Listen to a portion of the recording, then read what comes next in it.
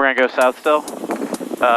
Yeah. Yeah, we'll use 1-4. Yeah, if you want to, you can actually go right. That taxiway is pretty bumpy. Okay. Yeah, so if you just want to go right, you could do that as well.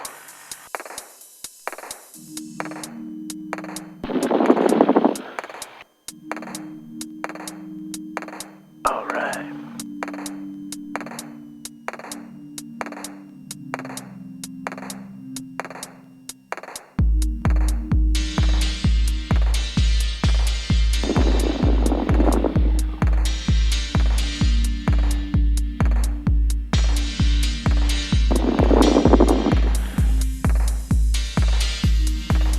Squirrels are out.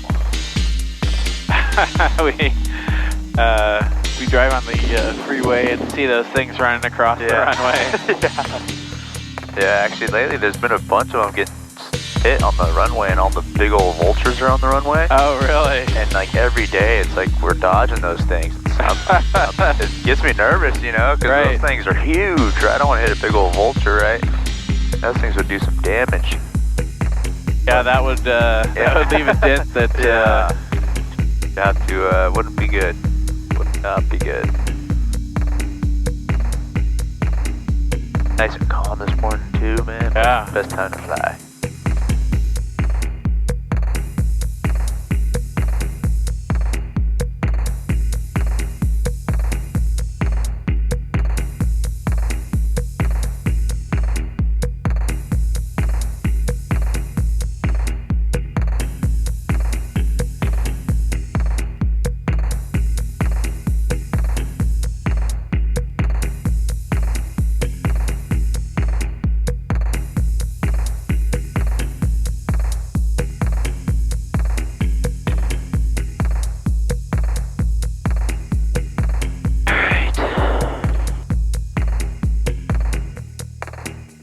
Alright, fuel both. Good. Trim set to take off. No. Flight controls. Good. Good. Commands. Alright. 0. The altitude on here is this button? The middle one, you just click it once. Oh, just click it once. Yep, Okay. there you go.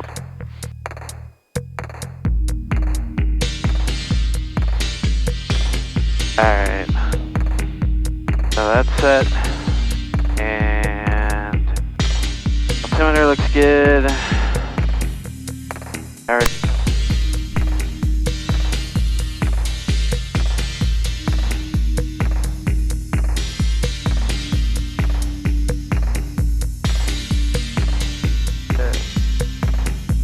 Fuel looks good there. Transponder looks good. Double check that heading indicator. Oh yeah. Oh, There we go. I just went the wrong way. Yeah. All good.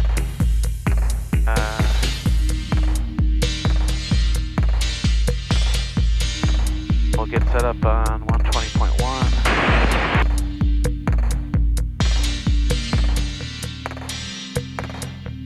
Okay, yeah, I'm gonna turn this down a little bit. So here's the Okay. little, Oh, yeah.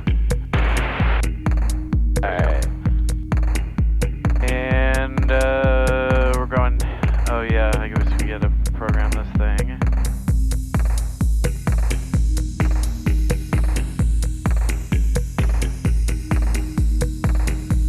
I guess I should call them up first because they could change our route. Yeah. Okay. It doesn't hurt though to program prior, and then that way, if he does just say as filed, You're ready to go? then you're ready to go, right? Okay.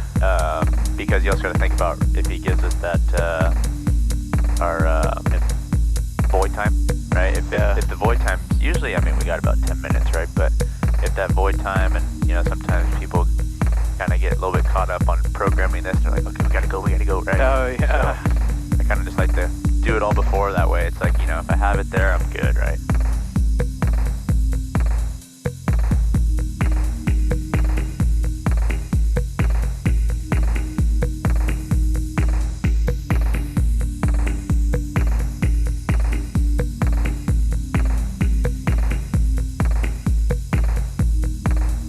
Yeah, so thinking, first landing will be a full stop.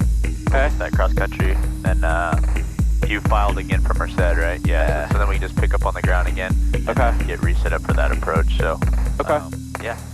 All right, I'm gonna finish this run up here. Yeah, sounds good. All right, mixture best. Okay. Primer in and locked. 1700. And mag check. About 50 there. Good. 25. Good. And carb heat. Oh, they oiled it up. Nice. Yeah, I feel that much better. Yeah.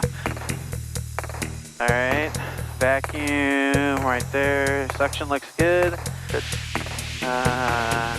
Alternator.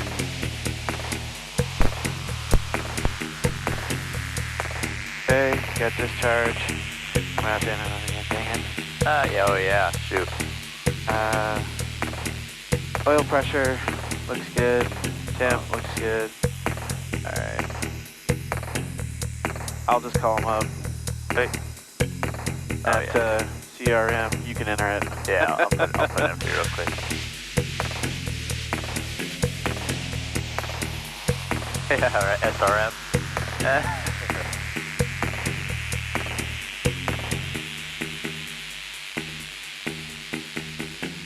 Where did you find that phone number?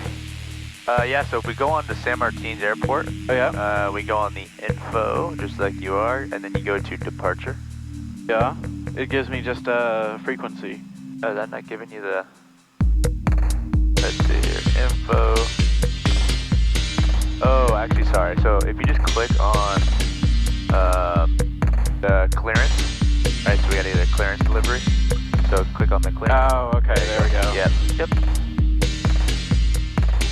And to hip, right? Yeah.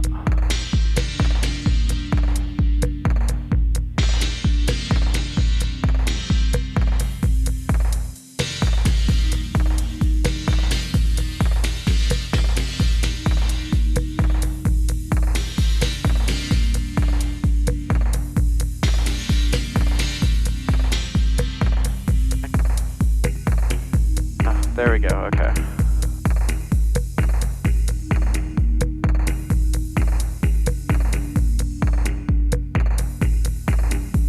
One, 7, 4, 8.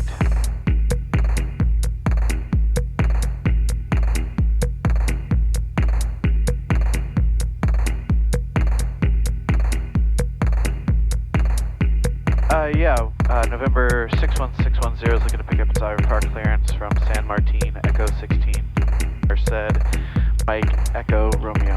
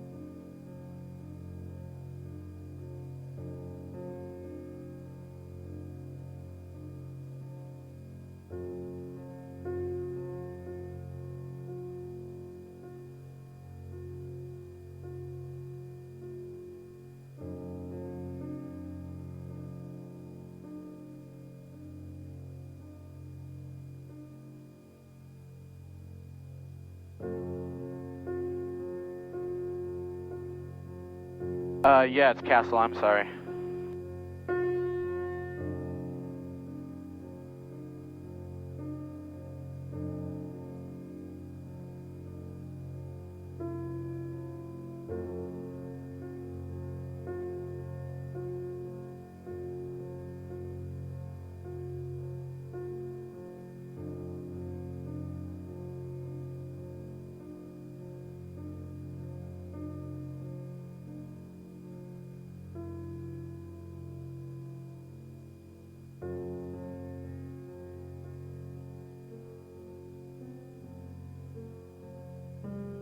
Alright, November 61610 is cleared to the said airport via the San Martin obstacle departure, hence, then as filed, climb maintain 7000, departure frequency 124.52, squawk 4236.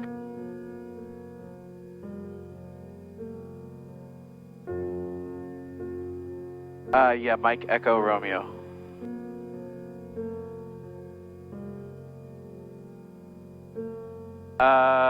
No, we need about 2 or 3 minutes here.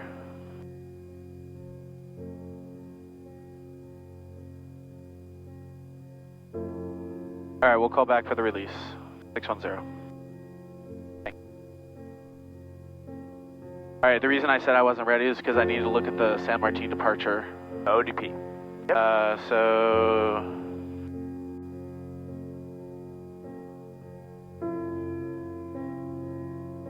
departure, takeoff.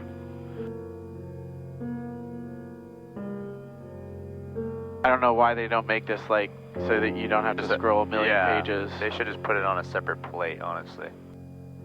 Doesn't really make sense.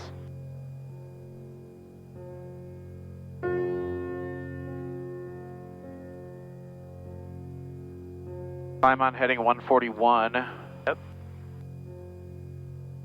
To 5000, then SNS radial 355, VORTAC before proceeding on course. Of course it is. Would you know what SNS is? Yeah, it's 17.3. 5.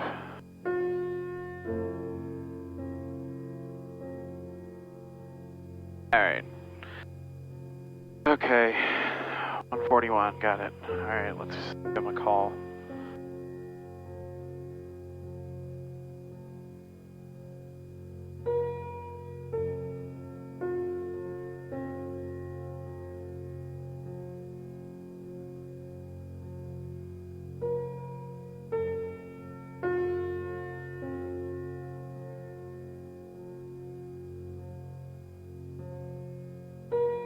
Yeah, November 61610 is ready for departure at San Martin.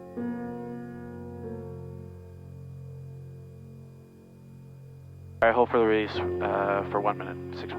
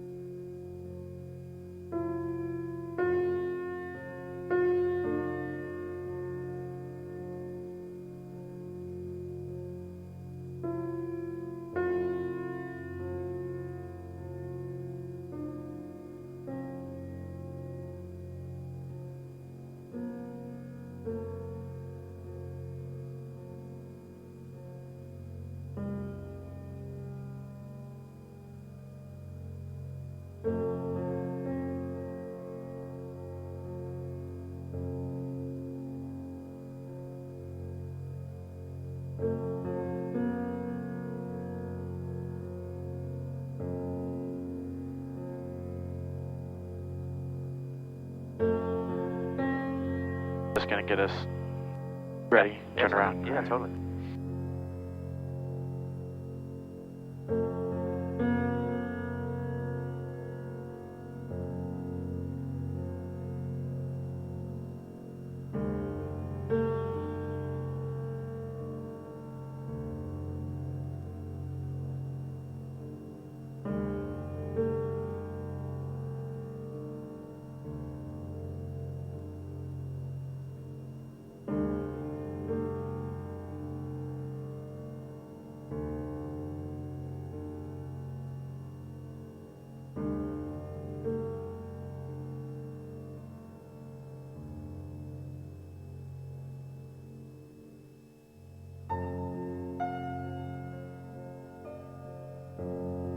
Alright, November 61610 is released for departure. Void if not off in 5 minutes, and contact you on this landline if not off for departure. Alright, thank you. Bye. Awesome. Good stuff. Alright. San Martin traffic, Skyhawk 61610 is taking active runway 14 San Martin.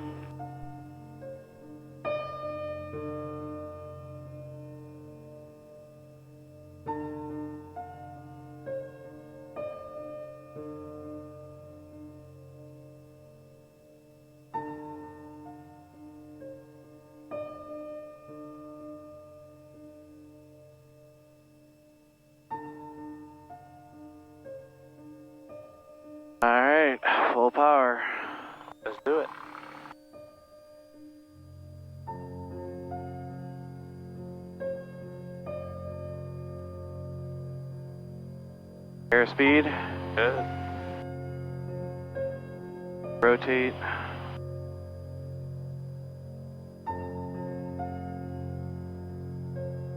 And pitch for 80. Nice.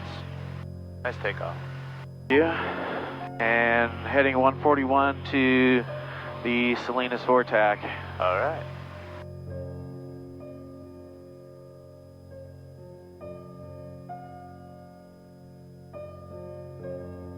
And you normally wait till like 1,000 feet to get a hold of NorCal? Yeah, usually on a day like this where there's no one flying in the pattern here, usually once I get up a little bit past traffic pattern altitude, I'll switch on over and then. Yeah. Yep.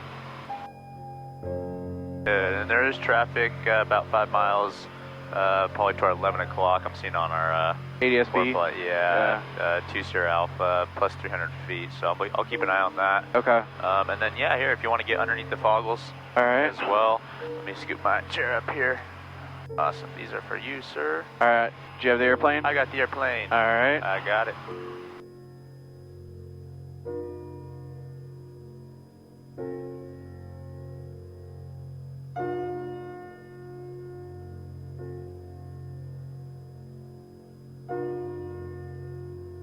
All right, I have the airplane. you got it.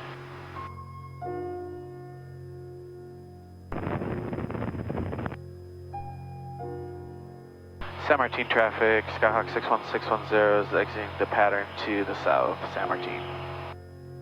Awesome.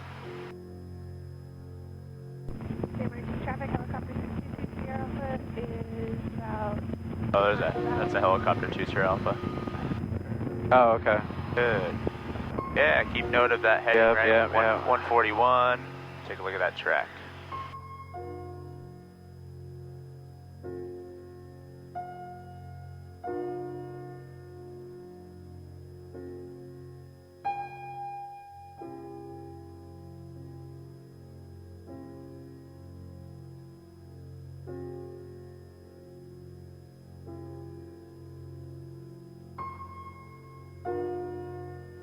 All right, so we can see that the VOR for Salinas is starting to pick up. 182 Whiskey Delta 7000, climbing 13,500. Airline 182 Whiskey Delta NorCal, approach Salinas altimeter 29er. 2999er, thank you, 2 Whiskey Delta.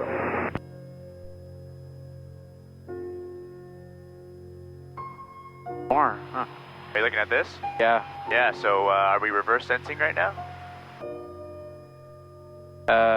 Yes. Yes, so, right, we can leave it on 355, Oh, okay. right? But But I have to fly the other way. exactly, right? Okay. So I wouldn't, a good way to tell, right, is we're not really sure yet. That needle's coming in and out, right? We're getting a to from indication, right? Yeah. So we don't really know if we're getting good signal, but a way to test, right, would be to ID it, right? Oh, okay. So if we pull it out to ID, we click our nav 1.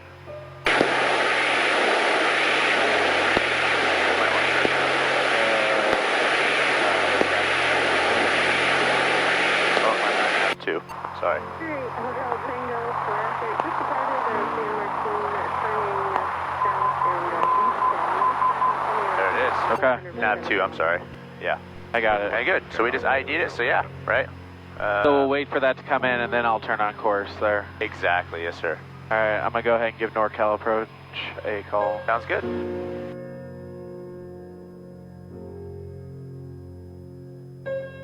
NorCal approach, Skyhawk 61610 is with you at 3.6 per 7.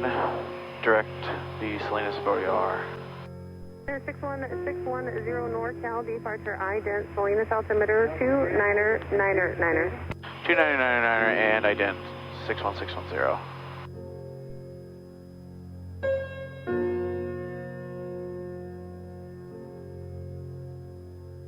Air 610 radar contact, just 2 miles southeast of the San Martin Airport, 2,900. All right, good.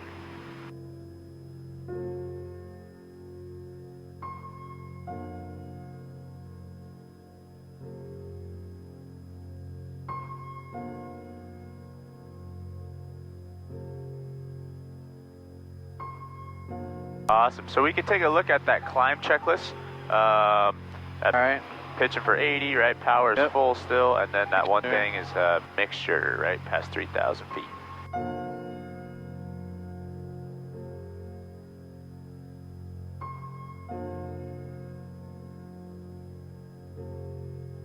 Good.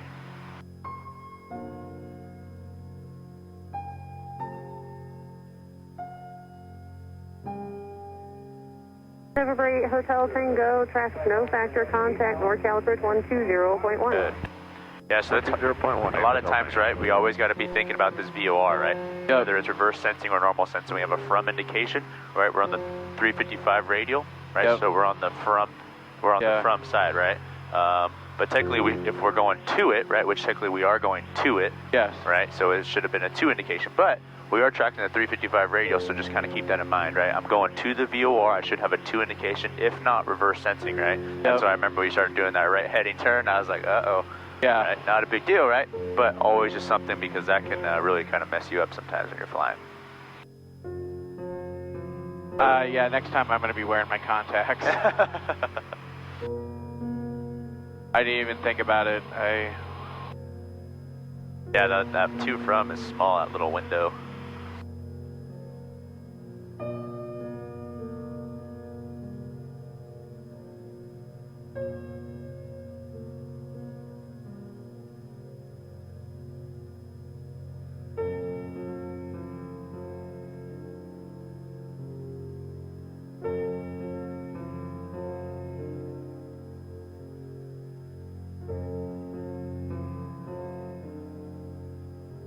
Alright, looks like we're just intersecting that 355 radio, right? Yep.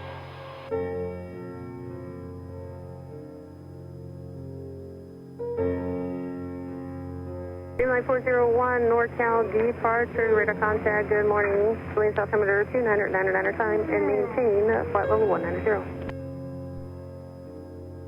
Good, yeah, so we should be technically flying that Have reciprocal. 610 cleared. Yeah, that's what I used to calculate it. Oh, she said clear direct to Castle.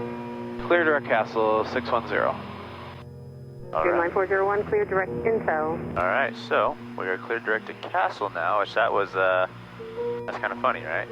Cleared us straight to the airport. Yep. Alright, so I'll just use this to, well, I guess I could, they don't, oh, okay, they don't have a VOR there, so. Yeah, so we can actually go in on this, right? Click into our Yep. flight plan, Flight plan on this. go down to Castle, and then direct. Correct. Yeah. Enter. There you All go. right. Desired track 047. Alright. And yeah, we're going to keep on climbing up to our 7,000. 7,000, yes sir. Awesome.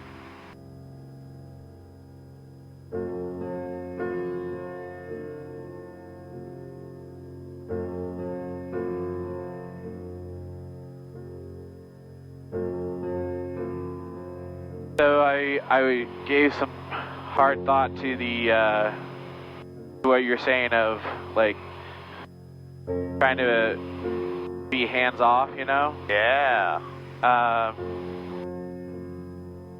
And yeah,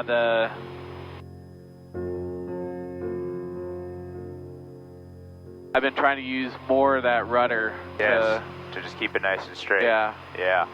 Especially on these cross-country flights, right? And you can kind of see when you watch time-lapse, right? There's a lot of this. Yeah. Right? Lots of adjustments going on, right? Not a Yep. big deal, right? But I mean, the more you fly, the more comfortable you get in a specific airplane, right? You kind of start to understand the turning tendencies and everything associated with that. So, you know, after a while, you'll kind of understand how much pressure it's really going to take to keep you nice and straight, you know?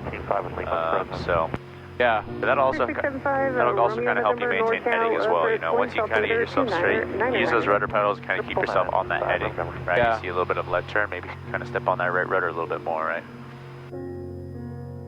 Like that, yeah.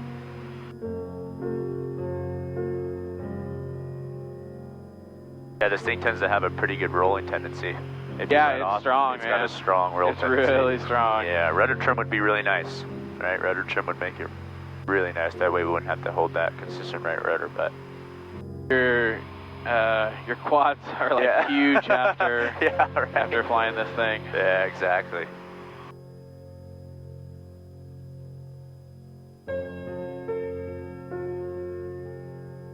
Awesome, yeah, so, we got about, what, 57 miles to go.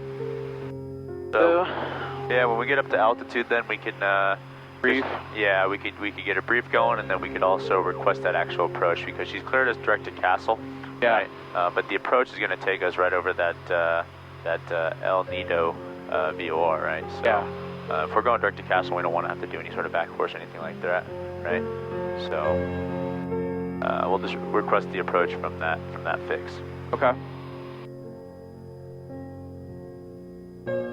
Streamline 401, contact Oakland Center 127.45. Good day.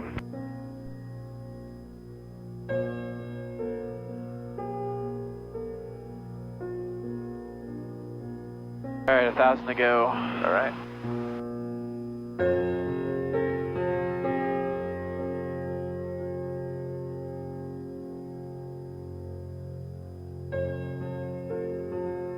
Even with, I mean, I haven't been touching the ailerons at all. I mean, yeah. Even with just rudder, you can turn. Oh yeah, I mean, oh totally. Well, but it's a strong. It really likes that left turning tendency in this thing. Yes, and you'll kind of notice is when we're doing climb outs and stuff, and you're holding that rudder pressure to maintain heading, it keeps the plane very coordinated, right? That ball is nice and centered. Yep. But when you kind of get into that cruising flight, holding that right rudder, you'll kind of notice that ball might be getting a little bit split. Yeah. Not a big deal, right? But just kind of something to think about as well.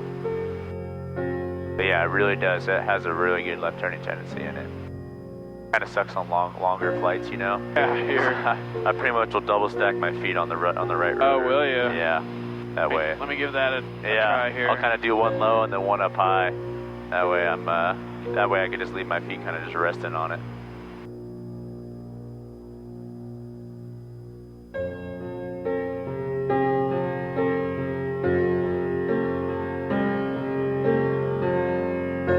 All right, 500 to go. Beautiful. I'll let you get leveled out here, brief the approach, and then request the approach from our fix. 5 Romeo November, can you do us a favor? Yeah, go ahead. Flight Service is trying to check out some frequencies for Pinoche Vortex. Can you listen to 116.6 and transmit on 122.1? Oh, correction, no. It's 112.6 to listen. So 112 and then to All right, so you want to get this briefing done? Yeah, let's do it. All right, so we're going to do the ILS 31 into Castle, Merced. 112.6. Date is current and correct. Our localizer frequency is 109.5. And our final approach course is 306. We have a runway landing zone of 11,802 feet, touchdown zone elevation of 181, airport elevation slightly higher than that. Okay. At 190. Circling is not authorized southwest of the runway 1331.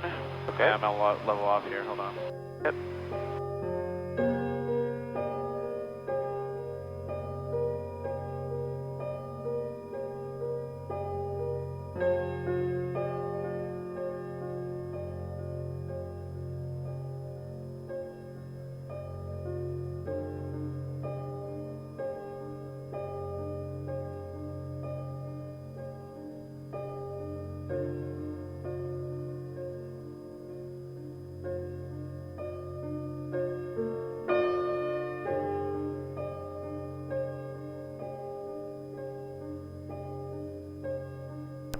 We're not getting anything in response from them off Pinoche. 5 Romeo November, roger. Thank you for that. I will let them know. Contact NorCal approach on 126.47. All right. 5 November, thanks.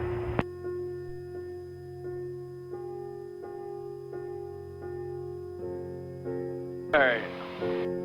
Okay, so DME from HIP, VOR DME, simultaneous reception of IMER and HYPE required. We got an LSIF 1, which we already said was out of service. Yep. Missed approach is climb 1,000, climbing right turn, then 3,000, direct HIP. All right. VOR DME and hold.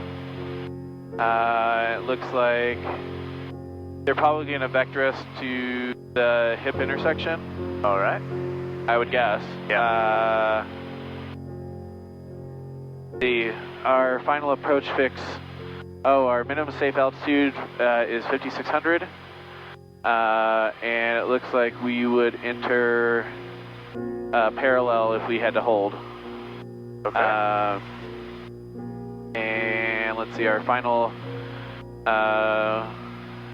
approach fix altitude is 1,800,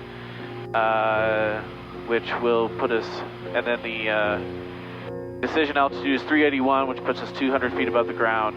Yep. For our category. We've got a PAPI on the left side. Okay.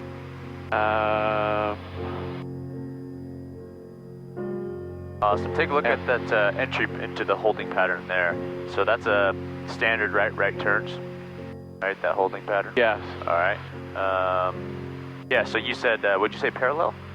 Right, because when you 610 contact NorCal approach 120.905. 120.905, 610.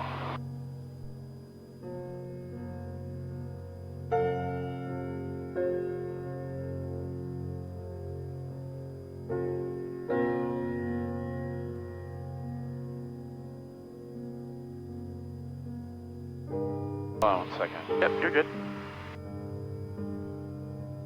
NorCal approach, Skyhawk 61610 is with you at 7,000, direct Castle. November 61610, NorCal approach, Castle altimeter 29er. I advise when you have ATIS Mike and your first request. Alright, we'll call you when we have Mike and 299er, and we'd like to do the ILS 31. November 610, roger. Oh, okay, go ahead. Awesome. Yeah, so take a look at that holding pattern entry, right? You said it was a parallel entry. Yeah, because if you cut it like this, Yep. you have your inbound course there, and so everything below here is direct. Everything below there is direct, correct? And then the top right side would be parallel. Yep, and then on top left would be teardrop. Exactly. Yep. Yeah, so it'd almost be at the teardrop. November 33 Golf, descend and maintain 8,000. Let's see, what else here? We'll need 109.5. Oh, for, are you saying for the ATIS? No, for ILS. Oh, yeah. And we'll need, what is that? Oh, hip. 114.2. Yeah, so actually for the localizer, we're going to plug the localizer into here because that's going to give us our vertical guidance. Oh, okay. Yep, and then we'll plug in the actual El Nido, we'll plug in that VOR onto this guy here for our DV. Well, that makes sense. I was just about to, how do we get, I was just going to be like, how do you get to... November 310, tell you're a mile from Coop, cross Coop, outbound at or above 2,000, clear to ILS approach Merced Airport. Yeah, no, you're going to say, how do you get vertical guidance? Yeah. The final approach, I was like, you don't. Okay, I'm ready for more questions. All right, awesome. Good. Yeah, so we're going to be doing a teardrop entry, right? And then we'll also see how this, what the GPS gives us as well, right? But we should be planning for a teardrop entry. So we're going to cross over the fix, fly outbound. Good, yep. That was 5297, contact It'll approach be vectors then? 123.7. Yeah, you can do vectors, or if you scroll down a little bit on that guy. There's him. Yeah. And just load for now? Yeah, we could load that for now, and then once she clears us direct to hip, then we can get that going. Yep. Good. So yeah, so she said let us know when we get Mike. Oh yeah. Yeah, so we could get some mic going on here, get that ATIS plugged in as well. The Bernard Charlie Alpha, stand by for the code stockton altimeter 3000. Awesome. GPS 9733, contact approach 125.35. 24. Yeah, 2475. 2447. Perfect. Yeah, we'll plug that into this COM 2 radio. Oh, okay. Yeah. Yep.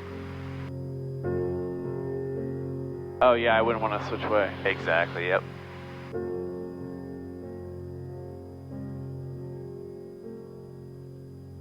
November 610, fly heading 060, vector final approach course. 060 for vector's final approach, 610. November 610, confirm it's going to be a full stop at Castle. It will be a full stop. Okay, so, oh right, yes. Watching use traffic landing in departing runway 31. Notice Norman, copy left out of service, approach left out of service, sector will not closed. Carriage operations being conducted in the Delta 1600 to 0100 Zulu, caution bird activity.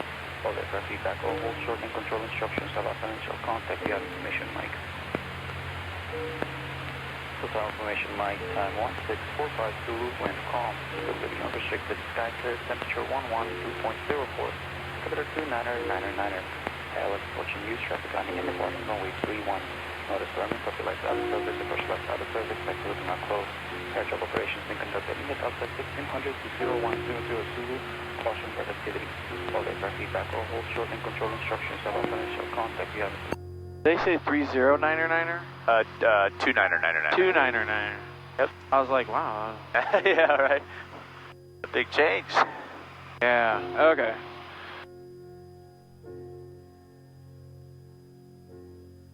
NorCal approach, Skyhawk 610, has Mike. November 610, roger. Got something caught in my throat right as I was like, Mike. We got Mike.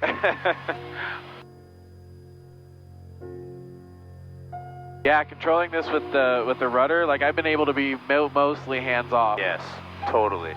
And freeing up your hands is huge, right? Especially when you're flying IFR, you want time to be able to scroll around, look at your approach plate, write down clearance, whatever, right? So yeah, flying with your feet makes it way, way easier.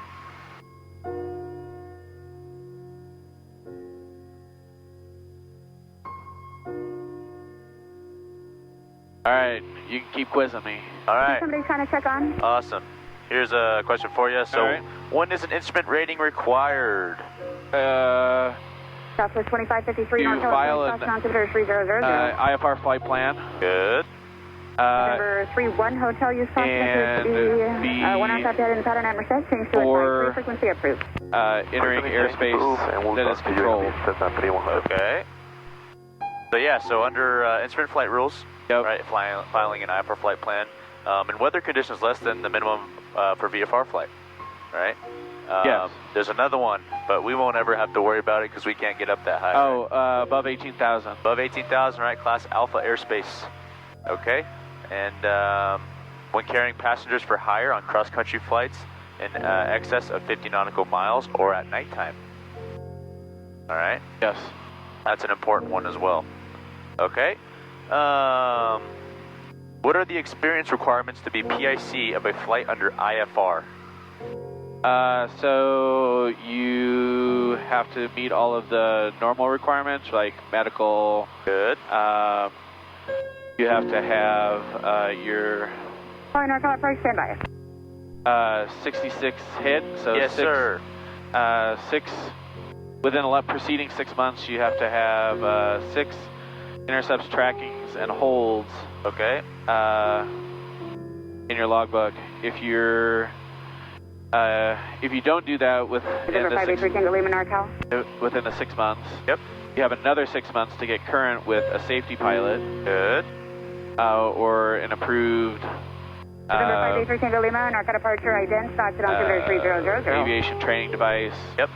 Or a flight instructor. You can do IPC, you know, a DPE. November 3 Tango Lima, radar contact, miles northwest of the Modesto Airport, turn a right, check airman. Good. Yeah, so there's a couple other things too, right? So we would make sure that you need a flight review, right?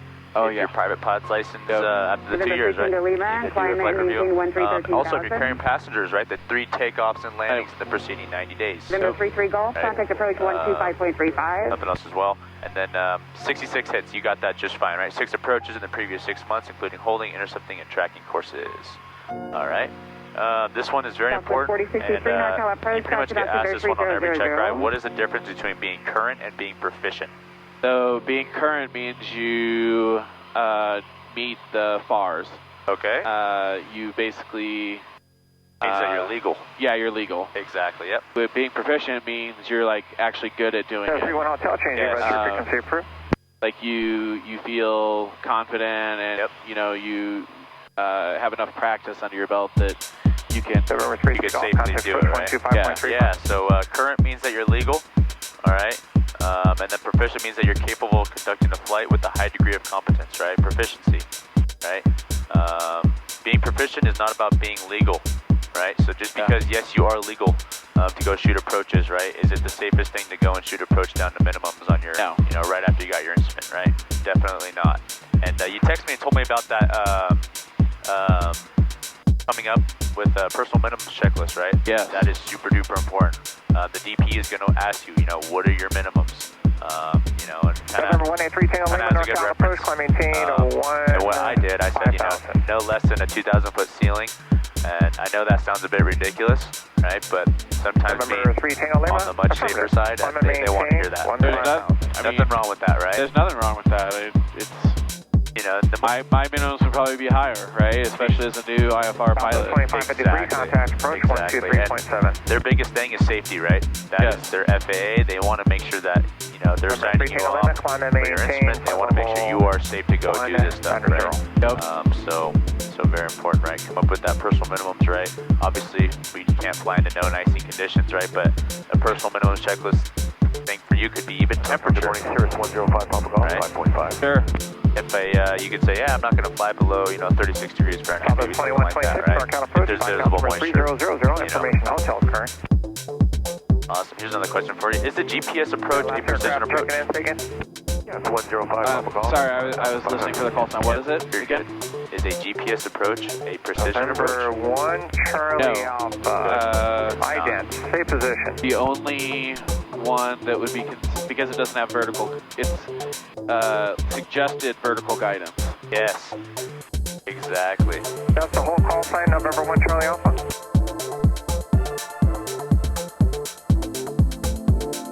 And what was the type aircraft again? Your Bonanza?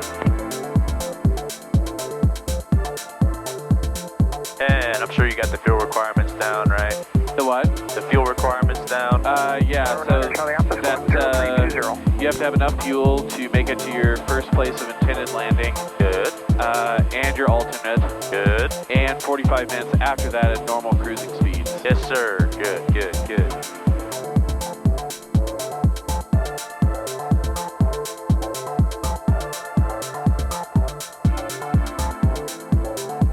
NorCal, Cirrus 105, Papa Golf. Not sure we got logged in with you. 105 Papa Golf, you're loud and clear. You're going to Palm Springs. You're at 5,500. You're near Los Banos Airport. And the Stockton altimeter is 3000. 000. All right, thank you, 5 Papa Golf. Who is responsible for making sure the aircraft's in airworthy condition? The PIC. There you go. 91.3. Yes. 91.3? Try 171, NorCal approach, runway 28 transition. 91.7. I guess the 91.3 is the PIC authority. Oh, the PIC? 91.3, I'm seeing if it's in the first couple pages here. November 3 Tango Lima, contact Oakland Center 121.25. Today, there 610, descend and maintain 3000. Down to 3,000, 610. Awesome. Southwest 2126, contact approach 123.7. Big Tribe 171, reduce speed out at 240.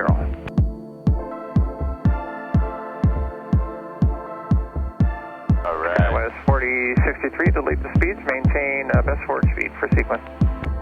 Good. What are all the, what's the acronym for all the required inspections? 610, I just took over. Are you on your own navigation or are these vectors the final?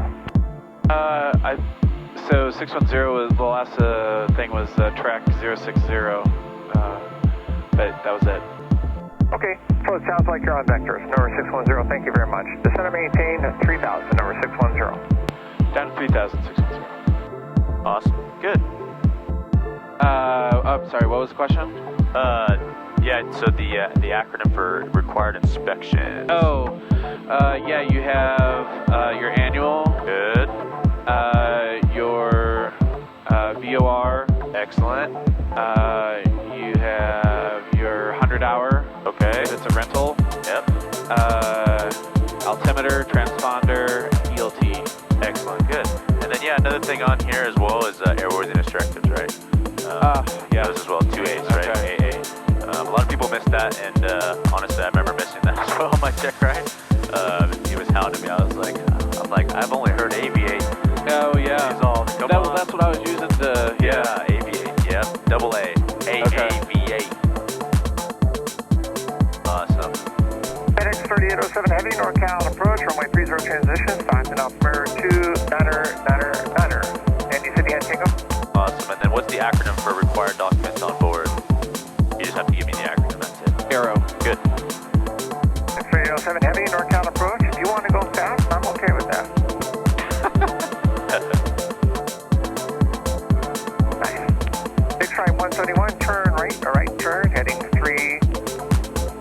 Radar vector traffic, maintain 8,000. Awesome. What's the 123 rule? What's that for? 123 is for, I forget the number for the FARs, but it's for filing alternate. Yep. For an hour after and before, it has to be 2,000 foot ceiling with November 5531 Hotel, NorCal approach, Hunter, maintain VFR, at or below 2,000. Awesome. And then before I keep asking another question, another thing I want to hit on as well is ID, right? On the check ride, they're going to want you to ID everything. Oh, the VOR you mean? The VOR, the localizer, whatever it is, right? Oh, wow. Okay. Yeah. 171, So to maintain you can see 7,000. we're already getting signal from the localizer, so yeah, you can ID that. That's going to be NAV 2. November 31 Hotel, you said you had information, Mike? Awesome. Yeah, you can turn this down too, and then you're going to have it very quiet. Turn left, Yeah. the left turn, heading 090.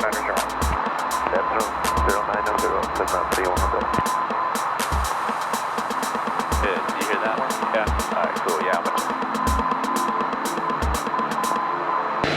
Alright. Good.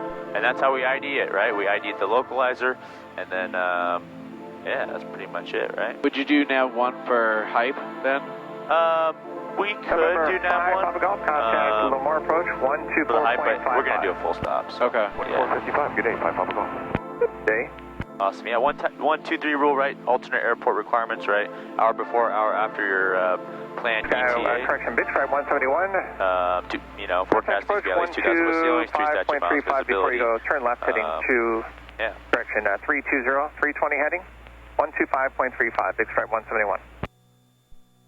Big Stripe 171, 320 heading, approach 125.35. I'm listening to you. I'm not ignoring you. No. You are all good. You're all good. I'm just reading through this myself. Oh, actually. sure. Some of these answers are just November like 32056, So NorCal in-depth. approach, stock altimeter 2999er.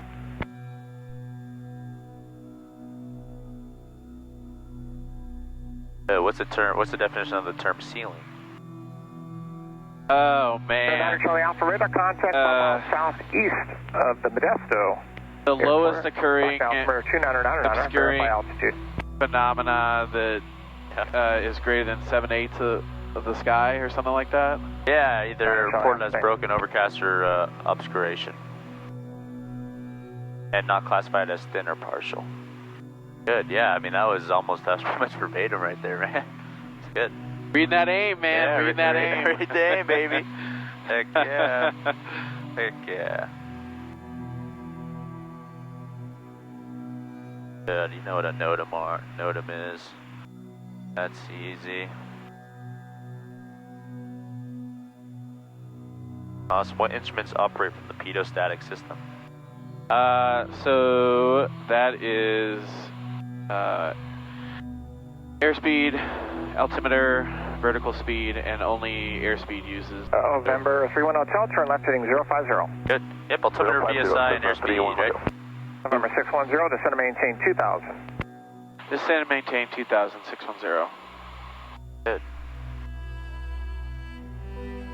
Better lose some altitude in a hurry here. Yeah, we got, about 15 miles to go. Yeah, maybe pull that power back a little bit more. Good, so you already briefed the approach to me. That's good. Looks like he's probably just going to vector us to hip. Okay. He's still giving us those vectors though, but it's weird. Even if we're tracking 060, it's still taking us a little bit northwest of hip too. Yeah. So I'm kind of curious to see what he does here. But he should be coming back with PHAC, right? The PHAC, right? Position heading altitude clearance, right? So I'm kind of curious to see if he's going to have us hold, right? It should be a teardrop entry and do the holding pattern here, standard right turns, and it's going to be 1 minute times, right? Yep. Awesome, cool. And something I want to show you as well here is on the transponders, we have this function here, right? So we do have that clock down there, the quartz clock. That thing is horrible. Oh, yeah. I hate using that, right? So if we have this count up function, right, you just use start, and then stop, and then you can clear it. Oh, okay. Yeah, so I'll help you out for timing. Okay. And then next time we fly, because we still got to do that 250 nautical mile one. Oh, with yeah. 3 different approaches. Yep. And then that's when I'll have you kind of doing all this on your own. But that one I'm going to have to save up for. Yeah. 105 Papa Golf. We got the handoff to Lemoore at 2455 and not find anybody home. Should we stick with that or try something else? All right, let's give this one a shot. North 5 Papa Golf. Contact Lemoore 124.1, 24.1. 24.1. Thank you, 5 Papa Golf. 1,000 to go. All right. FedEx 3807 Heavy. Contact approach 125.35. So long. Air 31 Hotel, you're 5 miles from Sarnie, turn left heading 330, maintain BFR, clear approach. Good. You already got it. Tower frequency already. Excellent. Good. There's someone else out there for Sarnie. Yeah. 131 Hotel. Yeah. Yeah. Yeah, I was looking at that too. Good. Have you studied, how much have you studied on like how the altimeter works, the VSI works, a little bit? Pretty Aneroid good, wafers? yeah. Good, okay, good. As I said, he will ask you how that stuff works as well. All this stuff is aneroid. Yep. Or aneroid. Aneroid, yep. Aneroid. Yep. And this thing has the diaphragm inside with a small calibrated leak. Okay. But this guy, it's only trend information. It's not instantaneous. November 31 Hotel, contact. So what's the problem Tower. with the vertical speed Well, indicator? that hour says not 31 What's something Hotel. that's wrong with it? Is there a delay on it? Oh, yeah, that's what I meant. Like, it's not instantaneous. Exactly, Yeah. There's that little bit of that delay, right? 6 to 9 seconds, they say. 300 to go. All right. Yeah, the case is vented through a calibrated leak that caused the pressure inside the case to change more slowly than the pressure inside the aneroid, right? Changing the pressure inside the case aneroid, compress and expand the aneroid, moving the pointer upward and downward, indicating climb, descent, or level flight.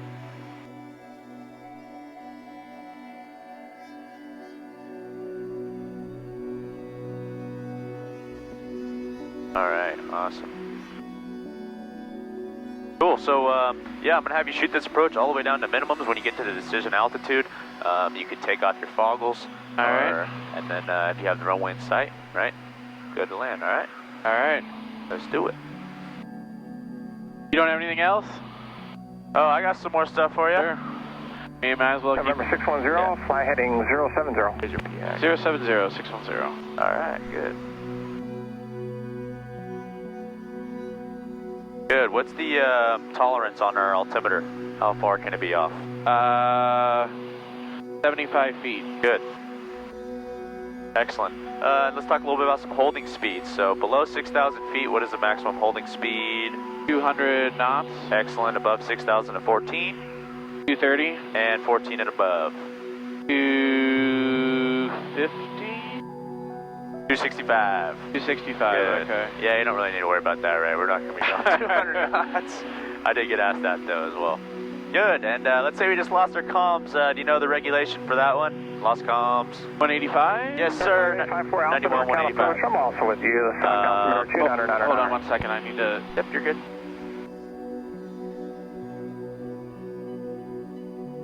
Good, you got the approach course 306 on. 318 Yankee Golf, NorCal departure. Stock altimeter 299. Climb maintain flight level 190.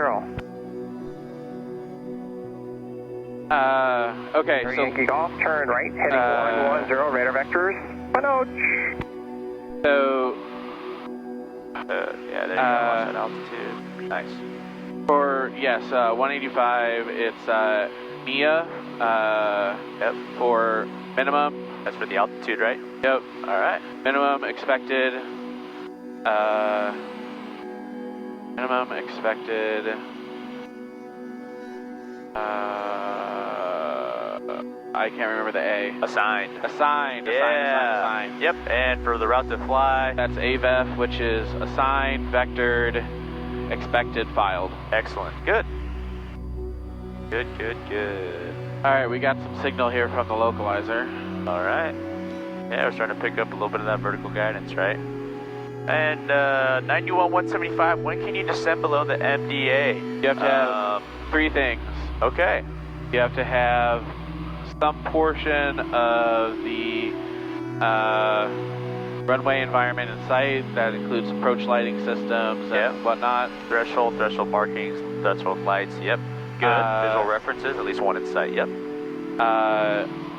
You have to be in a position from where a normal descent can be made, like not too fast. Exactly, normal rate, right? A descent to landing on the intended runway can be made at a normal rate of descent using normal maneuvers. And then the last one is forward visibility. Required forward visibility. Yes, the flight visibility is not less than the visibility prescribed in the standard instrument approach being used. All right, good. 91-175, that's a big one, right?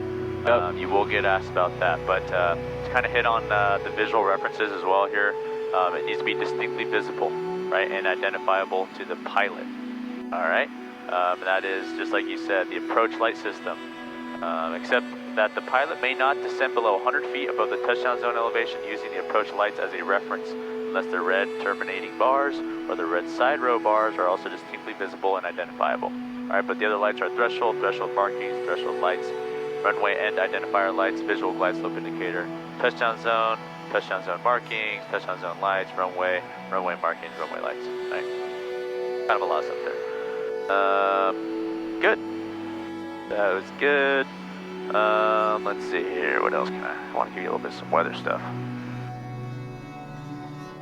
Good. Special use airspace. What's the acronym for that? The Scottish Shrimp. You know that guy? No. McPrawn. I haven't heard that one. Never heard that one? Yeah, so McPrawn, that's all the special use airspace. Alright, so military operating areas, controlled firing areas, prohibited areas, restricted areas. What'd you call it, shrimp or something? The Scottish Shrimp. Okay. McPrawn. Number 610, turn left, heading 050. 050, 610. Excellent. All right. Looks like we're about ready to come in here, so I'm going to get my GoPro going here for the time lapse.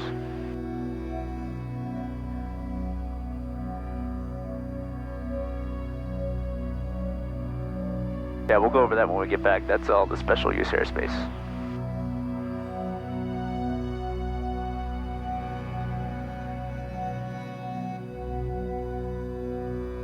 Yeah, alert areas as well. Warning areas, and what's the last one here that I'm missing?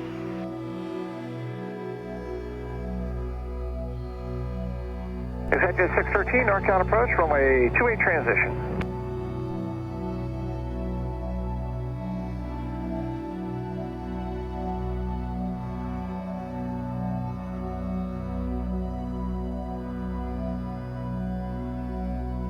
November 9 Charlie Alpha, contact approach 121.3. You're welcome. Nurse 610, turn left, heading 330, join the final approach course. 330 and join the final approach course, 610. 610, you're 4 miles from Sarnie, maintain 2,000 till established, cleared ILS runway 31 approach. Maintain 2,000 till established on the localizer 610. Awesome. Number 610, if you do go through, continue left turn, heading of 290. Alright, if we go through 290 on the heading, 610. Good. Perfect. Alright, so we can see, right, there's our lateral guidance coming in. Yep. Right? Good, and then keep those eyes down. November 610, contact Castle Tower. Contact Castle Tower, 610. Beautiful, good stuff.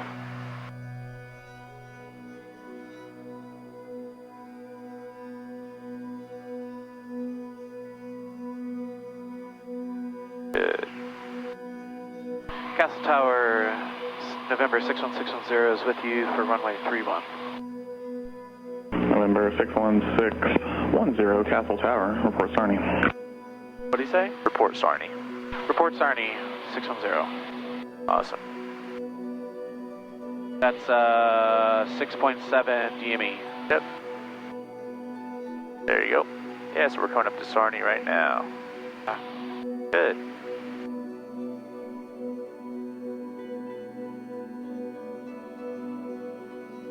Yeah, so Sarnie, we should be getting that glide slope intercept coming in, right? Yep. Good.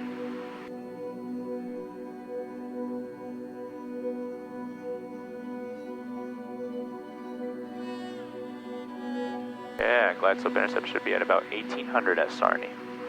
Good. So 6.7. And there's Sarnie. Castle Tower, 61610, cross Sarnie. Beautiful. Cessna 610, runway 31, clear to land. Runway 31, clear to land, 610. Good. Try to get that track on that 306, right? Because that's what the approach course should be, right? So your heading might be a little bit off because the wind's affecting us, right? But try to keep that track on that 306 to keep that lateral guidance right centered up. Yeah, I'm looking at him. Hold on. Good. Good. Yeah, maybe pull that power back a little bit, right? We're coming in pretty fast.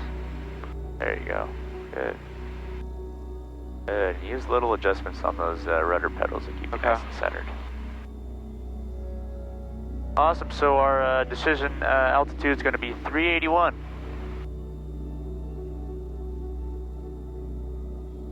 Awesome.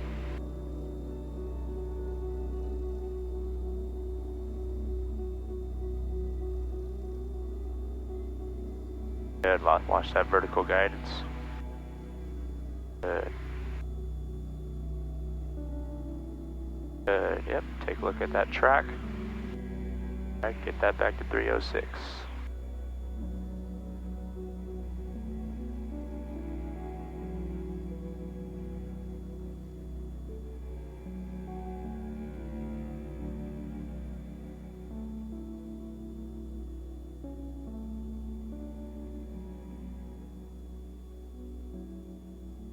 Good. You're nice and centered up.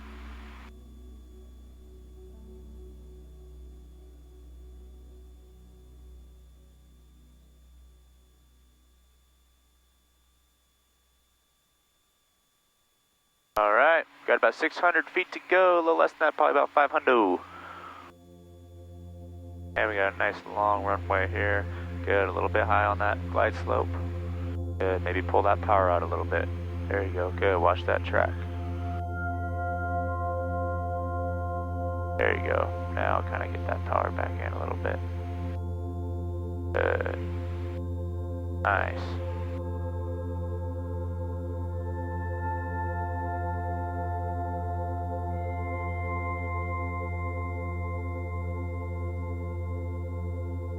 Almost 100 to go.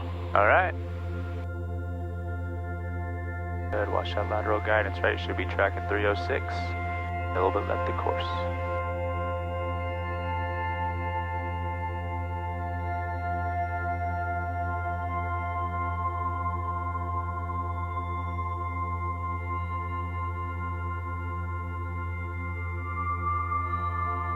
All right, minimums. Yes, sir. Boggles off. Good. All right, keep tracking it down, right? We should be tracking that vertical guidance all the way down to thousands. Yep. Oh, you dumped him. Oh. I like it. I forgot that it keeps going. Here, I'll bring him out till I get him to about 15 for you. And right about there, looks good. Excellent. Good, yeah, float this baby out. We got a long runway here, so let's use it all, right? Yep. Good, a little more flare in there.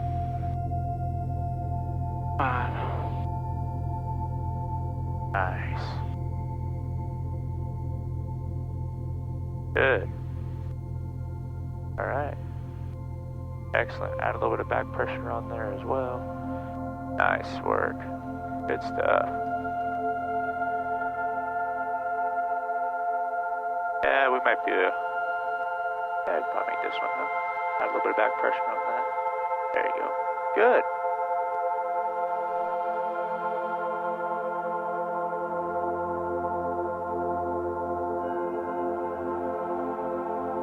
Let's full stop, taxi back.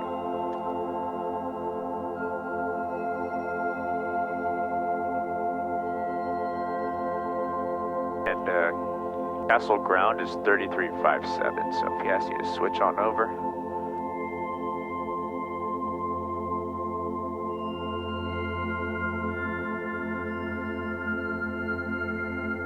Sure that he hasn't. Yeah, right. Where's this guy at? Probably taking a nap.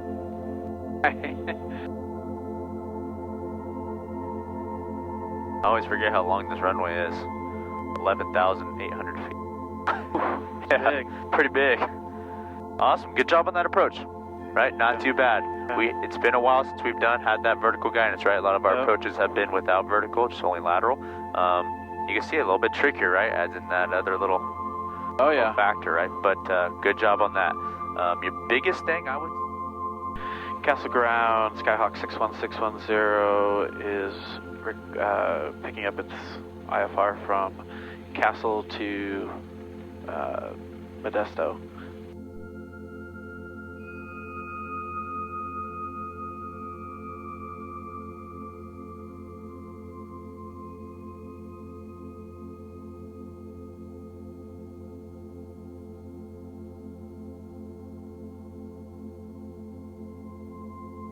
Was that?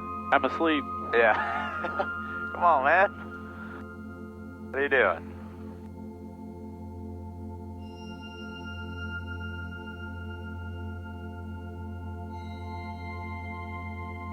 Go back to tower. Yeah. I don't want to be getting our clearance right now, and then when we switch over, he says it on. Yeah, let's just, we'll switch over to, I don't know what this guy's up to, but yeah, we'll switch over to tower. Castle Tower, Skyhawk 61610 is looking to pick up its IFR clearance from Castle to Modesto. Skyhawk 61610, Castle ground clearance on request. Alright, there he goes. Did you just file that, sir? No, we filed that maybe around 8. Roger.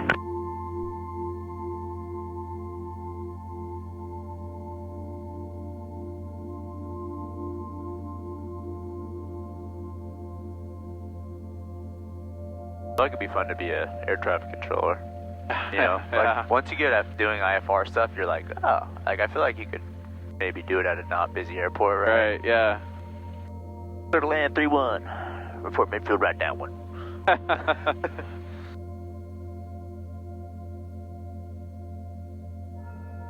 as well get the 2.02, altimeter 29er, 8.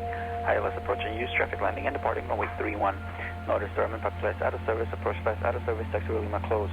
Fair drop operations be conducted in the Delta 1600-20100 Zulu. Caution, bird activity. All aircraft feedback, all hold short and control instructions. So as an initial contact, you have information November. Ground formation November, time 1745 Zulu, wind calm, stability onshore 6, sky clear, temperature 13, 2.02, altimeter 29er, 8. ILS approaching use traffic landing and departing runway 31. Notice German Park Place out of service, approach class out of service, taxi Lima closed.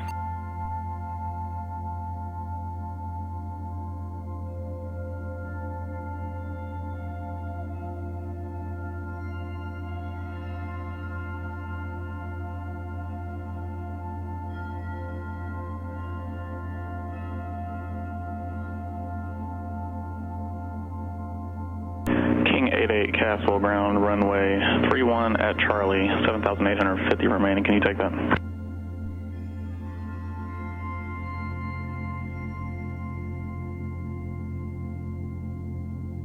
King 88 runway 31 at Charlie, taxi via Alpha Charlie.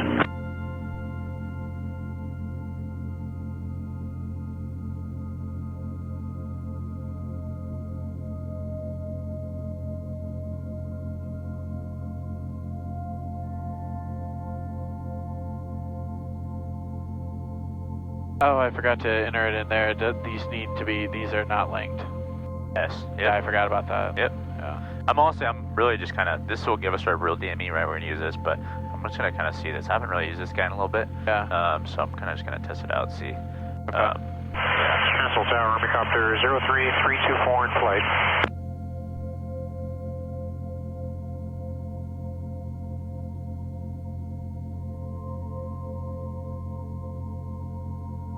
Helicopter calling Castle Tower, say again.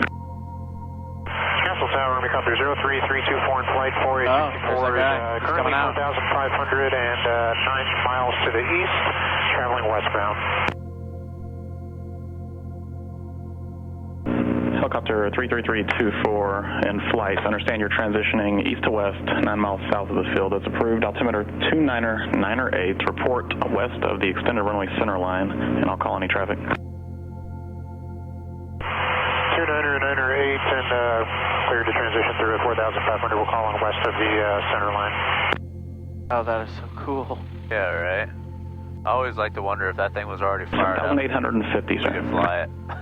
You know, like already started, like we could just, you know, figure out. Hop in there and... Yeah, just one, you know, right?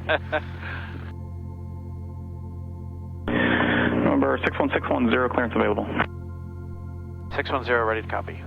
Number 61610, cleared to the Modesto Airport via fire runway heading, radar vectors, Modesto VOR, then direct. Climb and maintain 3000. NorCal departure frequency will be 120.905, squawk 4244. November 61610 is cleared to the Modesto Airport via Modesto, then direct. Climb and maintain 3000. Departure frequency 120.95, squawk 4244. Number 610, read back correct.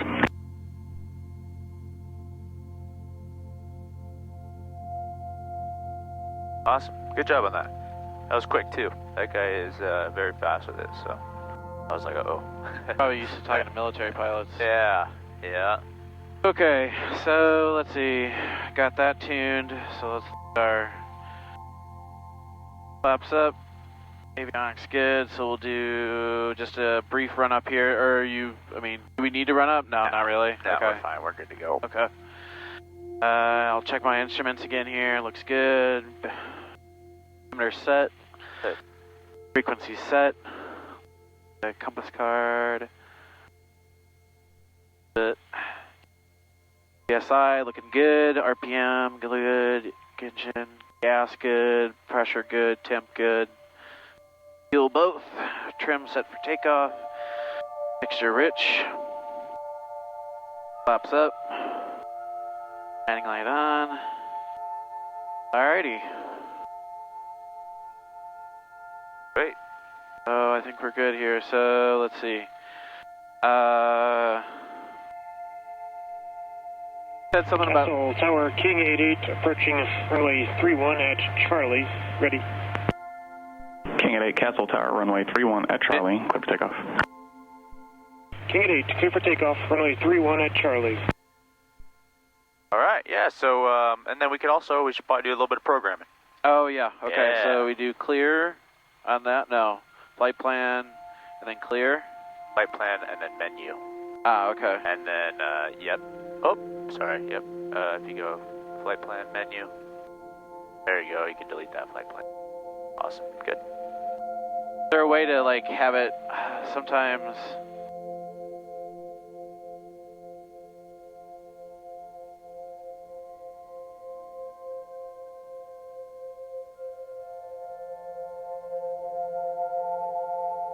Okay.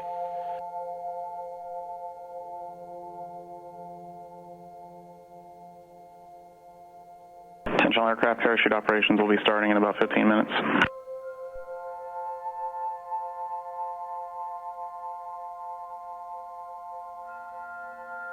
Skyhawk 5358 Delta, Castle ground runway 31 at Alpha 1, taxi via Alpha Alpha 1. Alright, we're set. All right, good.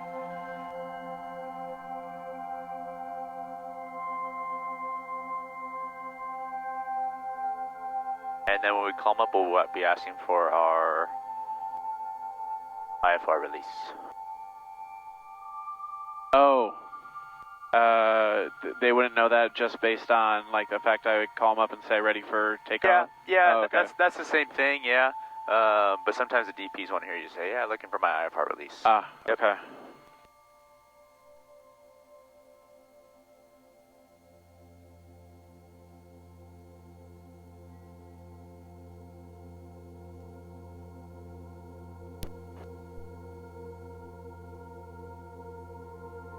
I think it's not, okay. It was weird, it was not clicking. Oh, weird, okay.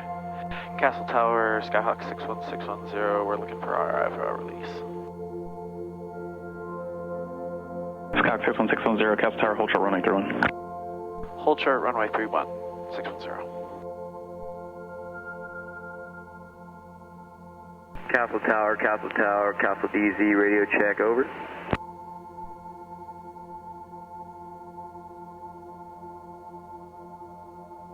Castle DC, King 88, radio check. King 88, Castle DZ, I have you Lima Charlie, how me? Got you, Lima Charlie as well. Skyhawk 61610, Castle Tower, runway 31, clear for takeoff. Runway 31, clear for takeoff, Skyhawk 610. That's funny, that must have been a, King 88, Castle DZ, report 5 minutes for your clearance. King 88, welcome. that must be a fighter. Here's oxygen mask on. Yeah. Castle Tower, Helicopter 03324 in flight, are west of center line, continuing northwest towards Stockton. Runway 324 in flight, understand you're proceeding northwest. West of the field, transition approved.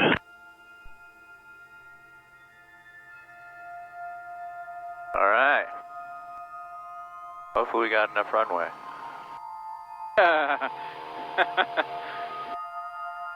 We only got 11,000 feet. Alright, airspeed, All right. 5, and rotate. Nice. And pitch for 80. That's a prison over there, huh? Yeah. I did not. Delta Tower, 505 Delta, holding shell, runway 01, Alpha line ready, local. Number 610, contact NorCal departure.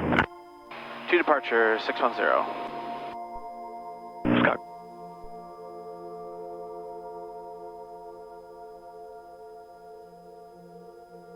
Yeah, I don't know what the one that is. Yeah, there's that plane right there. Oh yeah, that must be the parachute ops.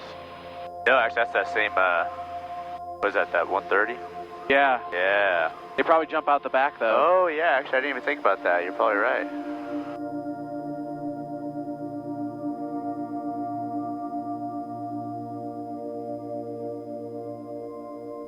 NorCal departure, Skyhawk 61610 is with you at 850 direct Modesto, VOR.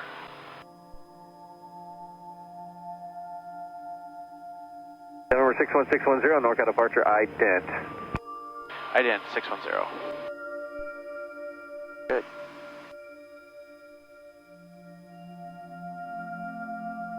November 61610, NorCal departure, radar contact a mile northwest of the Castle Airport. Modesto, it is Foxtrot current, say intention. We'd like to do the 28 ILS 28 approach into Modesto, 610. November 61610, amend your altitude, maintain 2000, proceed, fly present heading to intercept the localizer. Alright, climb and maintain 2000, fly present heading to intercept the localizer, 610. Nice. I don't think anybody's ever heard that before. That's funny. Fly same heading, intercept localizer. That is awesome. NorCal approach, Skyline 94328. Good. Yeah, there's your localizer right there. Skyline 94328. Yeah, we can try to ID that real quick too. NorCal approach, Skyline 328, request VFR flight following. Just departed Mike Charlie Echo and going to Alpha Papa Charlie at 3,000 and climbing. Nice. Good job. Can I put on foggles? Oh, yeah. Okay. Yes, sir. Do you have the airplane? Oh, yeah. Let's get up. November There you go. 61610, how does this approach terminate? Going to be a full stop for Skyhawk 610. Skylane 94328, squawk 4207 and ident. 328, 4207 and ident. Alright. Alright, I have the airplane. You got it. Good. We could probably activate. We have to activate. Kilo Lima, level at 8,500. 100 to go. Vectors? November 728 Kilo Lima, NorCal Let's approach. activate that. Correction, Castle altimeter 29908. There you go. Now it gives you kind of reference, right, on where your Yeah. where that localizer line is going to be. Awesome. Good, good, good. Yeah, straight to another. November 94328, ILS, NorCal departure, radar contact, 5 miles west of Brissett Airport. Bay altitude leaving, and Castle altimeter 29908. We can't. 328, 29908, just leaving. We should probably go get the weather. We already got it. Oh, yeah, that's right. We got November. That's right. Army 03324, contact NorCal approach. 125.1, good day. Alright, so we can see here our course will be coming in soon, right? 125.1 for Army Copter 0334. Thanks. Good, yeah, watch that altitude, good. NorCal approach, King 88 is C-130. We're climbing VFR, passing 7,500 up to 13,000 over Castle for airdrops. Oh yeah, you're right, yeah, parachute out of there. What was the call sign? King 88, VFR. Say Key 988. That's Kilo India, November, Golf 88. King, I got you. King 88. Thank you very much. Verify your own code 4554. King 88, affirm. This guy's sound kind of, they're very, their word use is like perfect. Yeah. 4 miles northeast of Castle Airport. I'll request for traffic on the runway for our walk. Right, 2,400 feet. Alright, good, we can see our desired track starting to come in, right, that 288. Good. Yeah.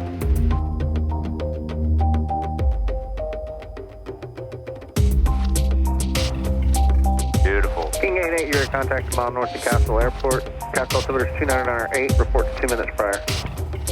King 88, 29908, we'll go.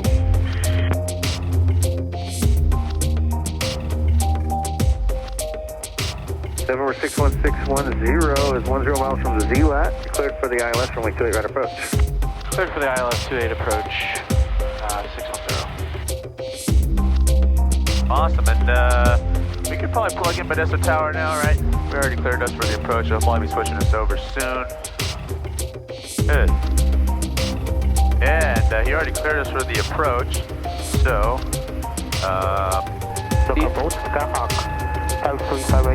we're 11.2 from ZLAT. Yeah. At which point we can descend to... Scout 5358 Delta, NorCal approach, squawk 0336 and ident.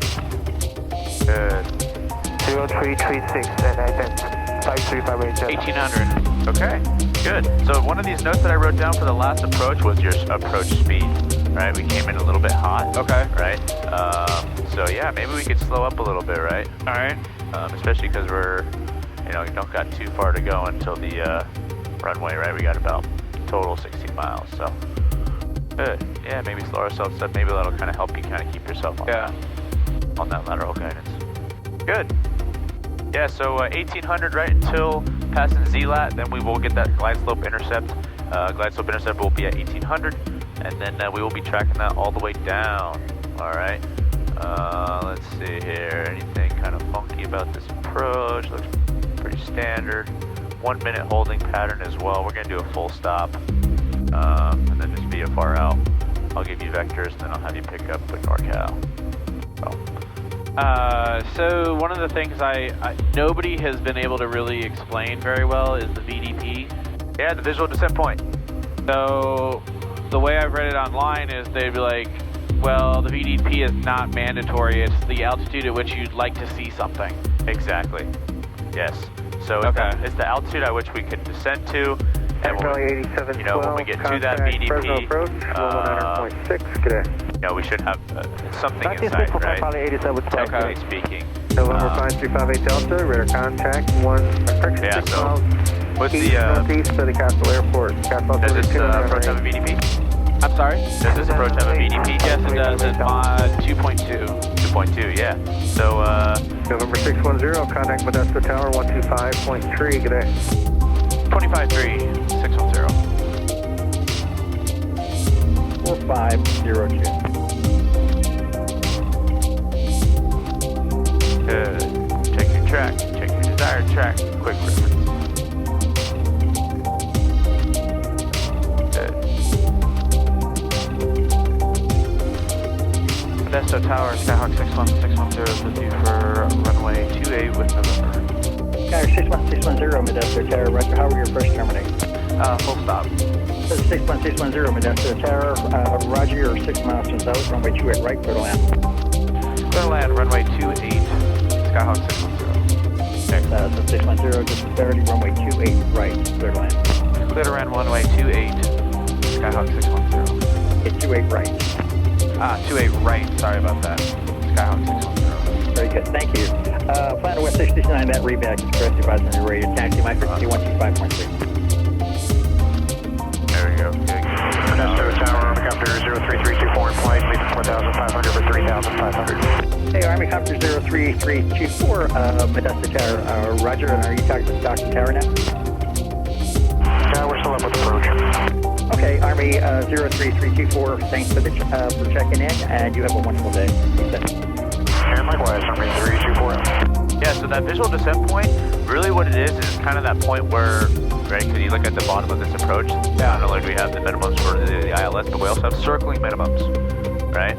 So let's say we were circling right, we're shooting this approach in and following that glide slope in. Okay. We would get to the visual descent point, we would level out there. Okay. Right? And then, once we have a visual of our runway, then we'd start that circle, right? The biggest thing is we don't want to circle at the minimums for the ILS, right? All the way down to the decision altitude, right? Okay.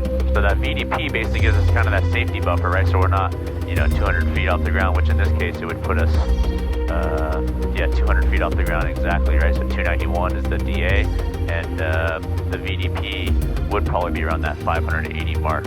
I see. Right? Okay. Yeah, so you can see it's 2.2 miles away. Yeah. Right? And so actually, no, take that back, I'm sorry. It's 1.4 nautical miles away from the airport, right? And generally speaking, our circling minimums, we got to circle at what distance? Well... When do we normally start our circle? What's our DME usually for that circle? That I don't know. 1.3. Okay. Yeah, so we typically circle at 1.3 DME, and you can see the VDP here is 1.4. Okay. Right? So when you get down to that VDP point, right, that 2.2 from Modesto or that 1.4 from the runway, right, that's at that point where, yeah, okay, you're about ready to get your circle rolling, right? Okay. Yeah. So let's say, for example, right, we shot the ILS for 28 right, but let's say we wanted to land 10 left, right? We would get down to the VDP, level out, and then, start our circle. Right, because we don't want to be circling at 200 feet above ground level. Right, yeah. That's that would be pretty funny. Right, people would probably be like, "Holy crap!" Right, like that just would be a little sketchy. So, good. Um, Yeah, the FAA has joined the chat. Yeah, yeah, exactly. Right, minimum safe altitude, right? Planet West 669, Modesto Tower, runway 28, right taxiway, taxiway Alpha, Windscom, altimeter is 29907, and I'll put you in the queue. 29907, right? Yeah, Alpha 1.669. Awesome. So yeah, we're coming up to Z-Lat. All right. And that will be our glide slope intercept, right? 1,800 feet. Good. A little bit right of course. Okay. Good, so our desired track should be a little bit left, or our track should be a little bit left of our desired track, right? Just a little bit. Right, we don't want to make super big heading changes, just little bits. 2 degrees, 3 degrees. Yeah, exactly, right? Good. Yeah, and I would say for this approach, really try to use those rudders to keep you straight. Not a lot of aileron adjustment. Okay. All right? And then use your yoke just for that pitch adjustment. All right. Okay. That'll kind of help keep you a little bit centered better. All right. So there's intercept. So good. Yeah, there it is. Pull that out. Carb heat. Blow that ice out. Good. Yeah, and if you could even get out 10 degrees of flaps now, if you feel like that'll help slow you down a little bit as well. Beautiful. Good. Alright, watch that vertical guidance and watch your track.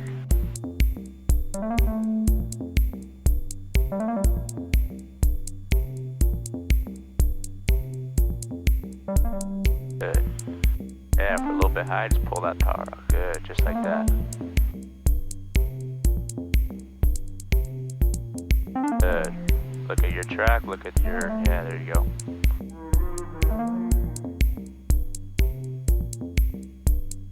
Good, right there. Good, not too much. There you go, vertical guidance starting to come back in, right? Now you can start kind of slowly adding that power back in, right?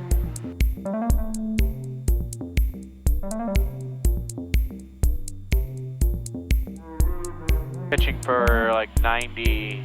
Yeah. To get like a 500 feet per minute descent. Perfect, yeah, I like that. And Platinum West 669, just for a heads up. Alright, Your still a clearance little bit finally high, came right? Still a little bit high, so pull that power out a little bit more. Don't use that pitch, use that power. And I'm going to remove that, I'll remove that one right now, so there's no confusion. Alright, get back on that 288. Those rudders. Beautiful. Good. I like that. Make that plus sign. Awesome, watch your track.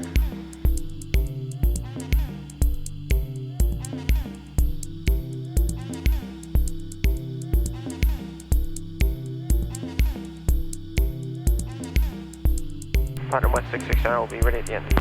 Okay, Platinum West 669, roger, we got traffic on our 2-mile final. We'll get you going behind him. Roger. Nice, good.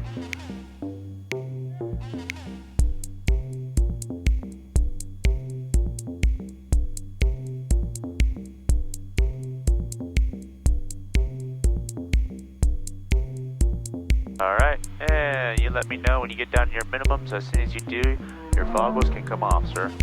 Alright.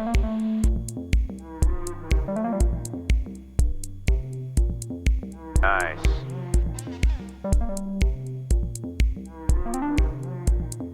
$300 to go, approximately. Alright. There you go.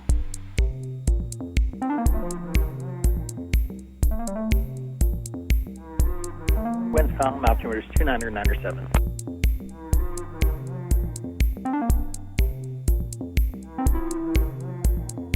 Good, watch your track. Minimums. Yep, watch your track. You got the airplane? What's that? I got it, yep. Okay. Yeah, so, oh, yeah. Good. Yeah, so our minimums were actually 291. Right? I was looking at the, the circle. wrong line. Yeah. It's okay. No big deal. Keep on tracking that in. Keep on looking at that glide slope. Beautiful.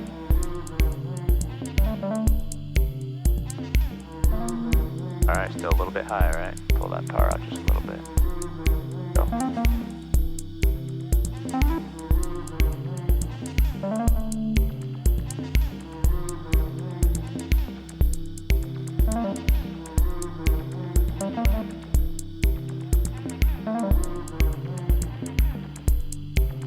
Good, so now we're at minimums, right? Yeah. Yeah, how low that is, right? We don't want to be we don't want to be circling out that, right?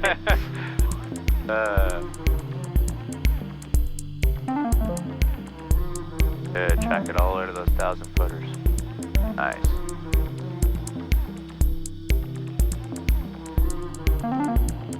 Very nice.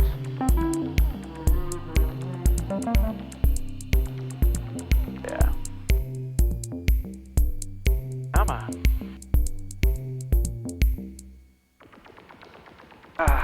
Sorry. Oh, you're good.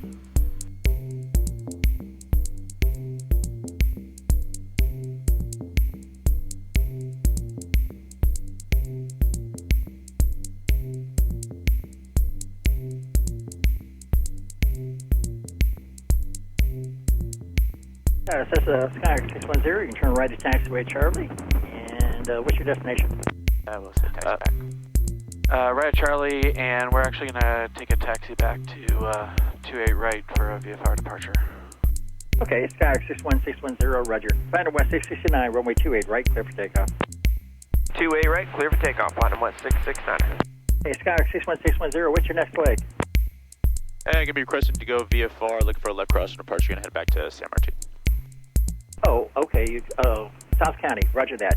Tell you, you know what? I'll tell you what. Keep the same code 4244. I'll just change it to VFR, and we'll put you in for South County. Sounds good. Thank you very much. I appreciate that. 610. Oh, that's nice of them. Yeah.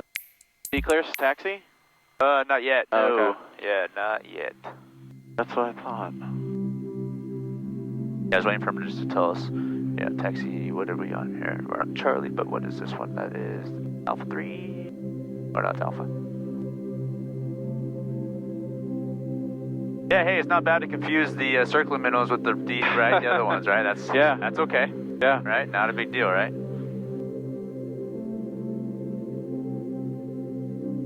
Oh man, that's cool. That thing's ripping. You're up. Yeah, definitely. He will steal wallets, food, anything. No way. Yeah, for sure. He's probably trained to do that. I'm probably trained him. That is too funny. Okay.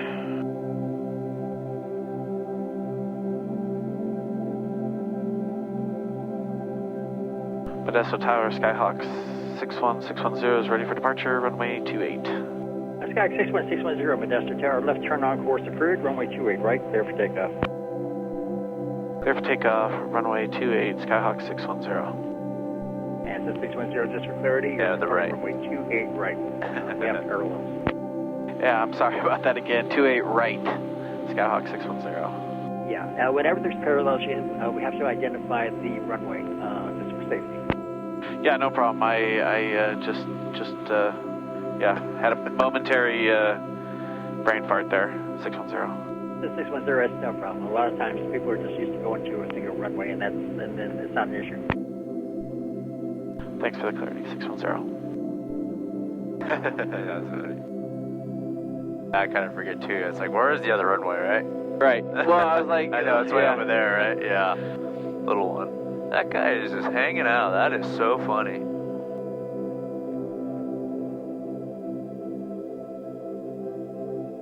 Fuel both, power mixture rich. All right. Power beat off, landing light on. Flaps up. So we're good to go. Oh yeah, I guess the window. Full power.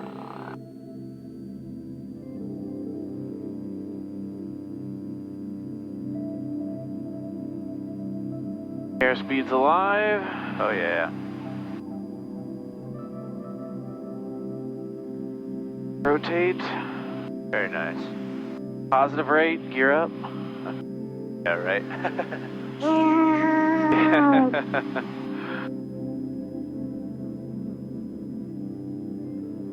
All right. So, you go ahead and put your foggles back on. We'll get you some more simulated time. I got the flight control, sir. All right, you got them? I got them.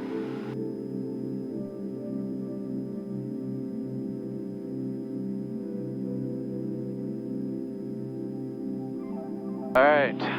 You got them? I got the controls. You got the flight controls. That's the tower, Medevac 34 Papa Hotel. Medevac 34 Papa Hotel, Modesto Tower, go ahead. Yeah, we can probably start that left turn out now. Airport now, 1,500 to be about from a They said on course approved?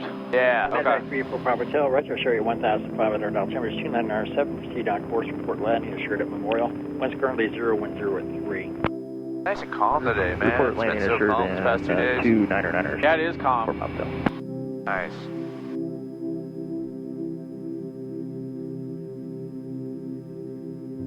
Good, so we got some cross country in. We got 2 precision approaches in, which is good. 610, show you leaving 900 feet, altimeter 2997, you can proceed on course direct South County. All right, 2999 and on course to South County, Skyhawk 610. And it says 610, just for clarity, altimeter is 2997. 2997, Skyhawk 610. Beautiful, good. I'm going to go direct. 610, contact NorCal first, please, out 125.1. Have a great day, guys. 25-1, thanks for the service, Skyhawk 610. Beautiful. All right, track.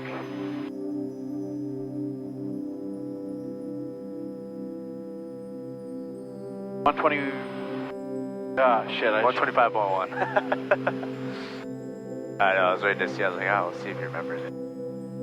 Good. Yeah, you're good. Good stuff. Up for that 80 knot climb here. Yeah. Oh, there's my water. All right.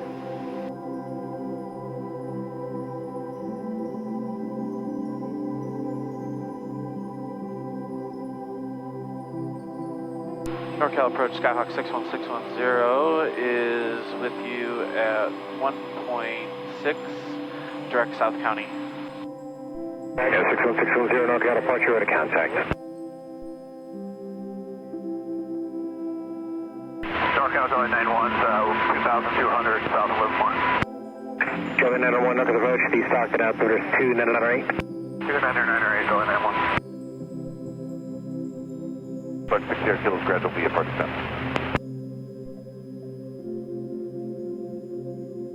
270 VFR descent? 860 kilos gradual VFR descent. Yeah, 60 kilo, Roger.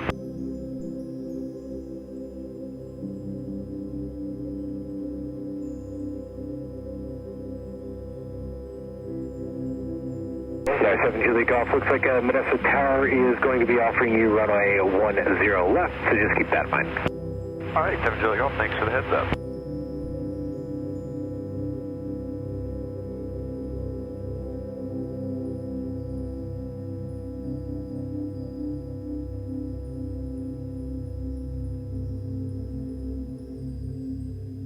NorCal 14 Whiskey Golf, off Columbia, 4001, climbing 4005. 14 Whiskey Golf, NorCal departure, ident, stocked at altimeter 2998. 999, 14 Whiskey Golf. Awesome. November 4 Juliet Sierra, contact approach 125.35. 2535, thanks for your help today, for Juliet Sierra. Oh, what are these guys called right here? What's that? That 4-2? November 8 60 kilo, contact approach 125. Well, on a, that's the highest. Yeah, non-IFR. Non-IFR, that's the highest elevation in that, in that block. 125.25. Mocha. On a, well, on an IFR chart, yeah, it's the Oroka. Oroka, yeah. On the VFR, it's the Mocha. Minimum obstruction. Oh, okay, that makes sense. Yeah. Yeah, and then IFR is Oroka. That makes sense. NorCal approach, Skyhawk 79er10, 4 miles west of Lodi at 1,800, climbing to 4,500, requesting VFR traffic advisories for air work. Air 7910, NorCal approach, stocked at altimeter 2998, squawk 5221. Yeah, I'm thinking for the RNAV approach, I'll probably just give you radar vectors directly to LV at the intercepted course. We won't contact approach for that. That way we're not taking us way down the halls. We'll just get you in quick. Right, I just want you to track that lateral guide. Okay. All right, please. Lima 5,500. It's getting warm. Yeah. Golf ident again, please. So I'm gonna do, so we're technically on VFR, so... If I didn't use your call sign, please don't answer. I'm trying to talk to somebody else. November 14 Whiskey Golf ident again, please. 4,500? Again, 14 Whiskey Golf. Yeah, with 7910, actually, it's gotta be higher than that because this square is 40, so we're talking 6,500. Yeah, we can go up to 65. 14 Whiskey Golf, radar contact 6 miles southwest of the Columbia Airport. Say request. ILS 251. I'm looking. You have to pick up. Oh yeah, yours isn't really giving you traffic, is it? Yeah, 14 Whiskey Golf. Because I'm not connected to the ADSB. Weather maintain VFR device established on single approach. Oh, you're gonna connect it via Wi-Fi. What? On your Wi-Fi? If you go to your Wi-Fi settings. Yeah, 523 Lima NorCal approach. Stocked at altimeter 2998. But traffic is normally listed like right there. Yeah, but once you take flight, ForeFlight doesn't allow you to use data to take the internet traffic because that's what ForeFlight uses. So that's why you have to connect via Wi-Fi to this. Got it. Yeah. Can it handle more than one connection? What was that? I'm sorry. Can it handle more than... Oh, really? Yeah. Oh, okay. Well, let me get that. Choose traffic, 1 o'clock, 2.5 miles southeastbound, up into the gate 3,600. Looking for that traffic, 217 Oh, why am I doing that? Yeah, the Stratus right there. Oh. Where did it just go? Yeah, 254 Kilo traffic, 11 o'clock, 4 miles northeastbound, identity 4000, target's red light, code emerge. Good, yep, you're connected to that. Looking for traffic, just 4 Kilo. We have the traffic inside. And then it should be loading it, there it is. Yep, so all those... 4 Kilo approved? Yeah. Got it. Yep. Yeah, it could take like, I don't even know how many people pull it, a lot. So. Never 104 contact transfer 211 Okay. Yeah. That's nice. Yep. Yeah, that way, you know, you could also look at traffic. Obviously, you don't need to, right? We got flight following, so they're going to be telling us for traffic. Bravo, North approach, docking out 32, also, kind of hopefully, you know. 4000. Going to maintain 4,000, November 3 Bravo. Awesome, all right, well. Stop sitting around. Keep you working a little bit.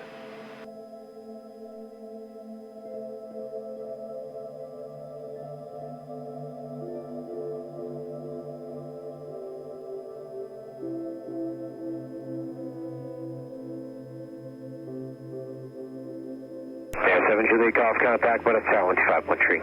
Over to Tower 7 Julie Golf today. Hey.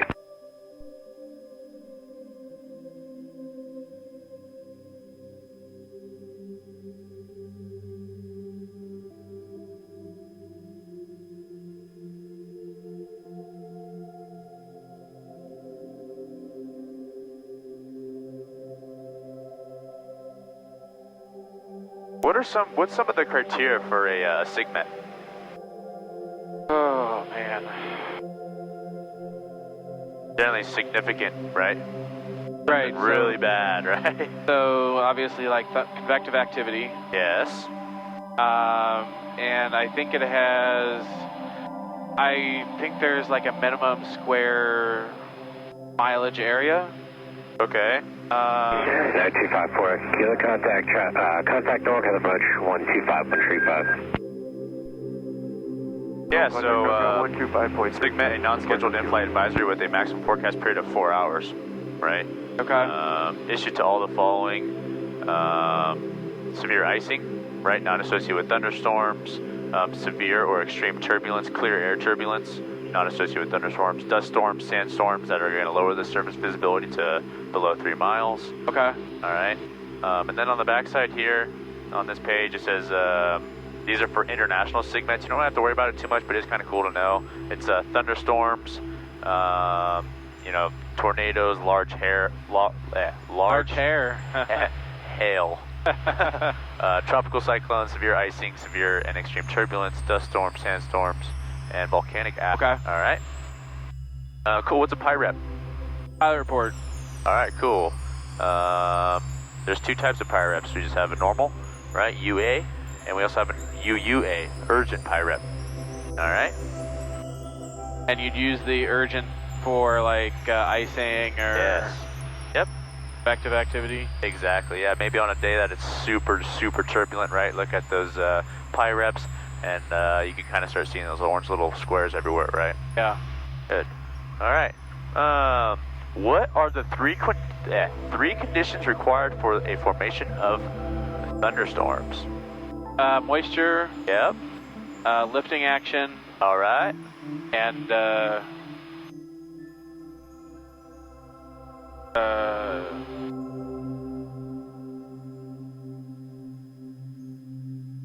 am I? This one's kind of a weird one. An unstable temperature lapse rate. Oh, that's right. Yes. Yeah. Right, so yeah, the three things: sufficient water vapor, right? That's the moisture part. That temperature lapse rate, and then an initial uplifting force, right? Here's a couple examples, right? Maybe a front passage, right? Warm front taking over cold, whatever it is, right? Okay. That's one example. Orthographic lifting, or heating from below.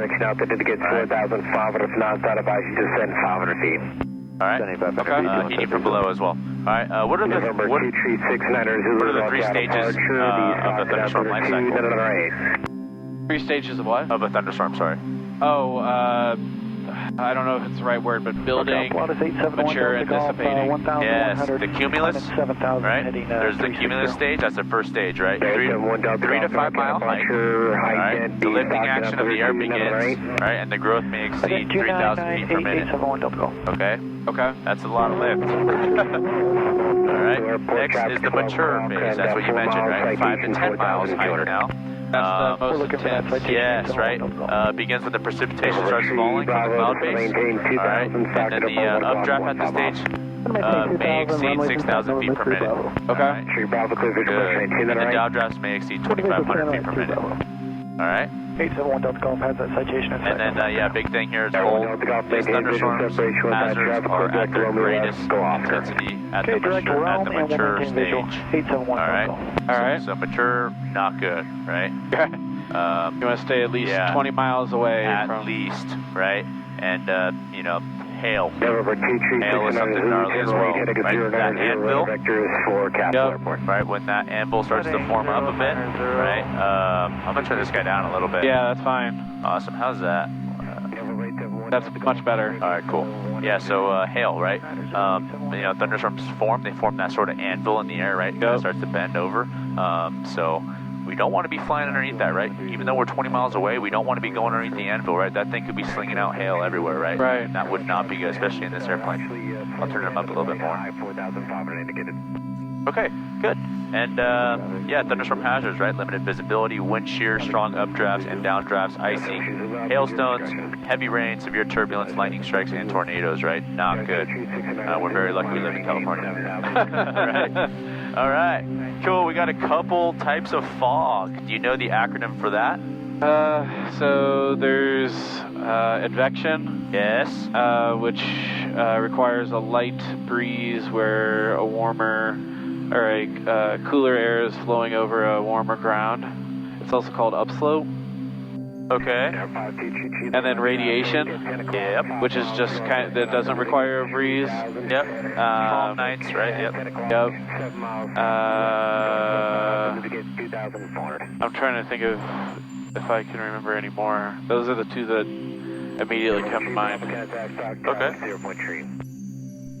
Actually, that's weird. I remember it used to be RAIIM, but it's RAIU. Hang on, what the heck? I think it's something else. No. Yeah, radiation fog, infection, ice fog, upslope, and steam fog. Right, those are the, I'm trying to remember what the actual acronym was for that. I'll have to look that up for you. I haven't heard of ice fog. Yeah, ice fog forms when the temperature is much below freezing and water vapor turns directly into ice crystals. Okay. You won't ever experience that. It's only in Arctic regions. I see. All right. Yeah, and we know it's fog, and it's a cloud that begins within 50 feet of the surface. Right, that is what's considered fog. All right.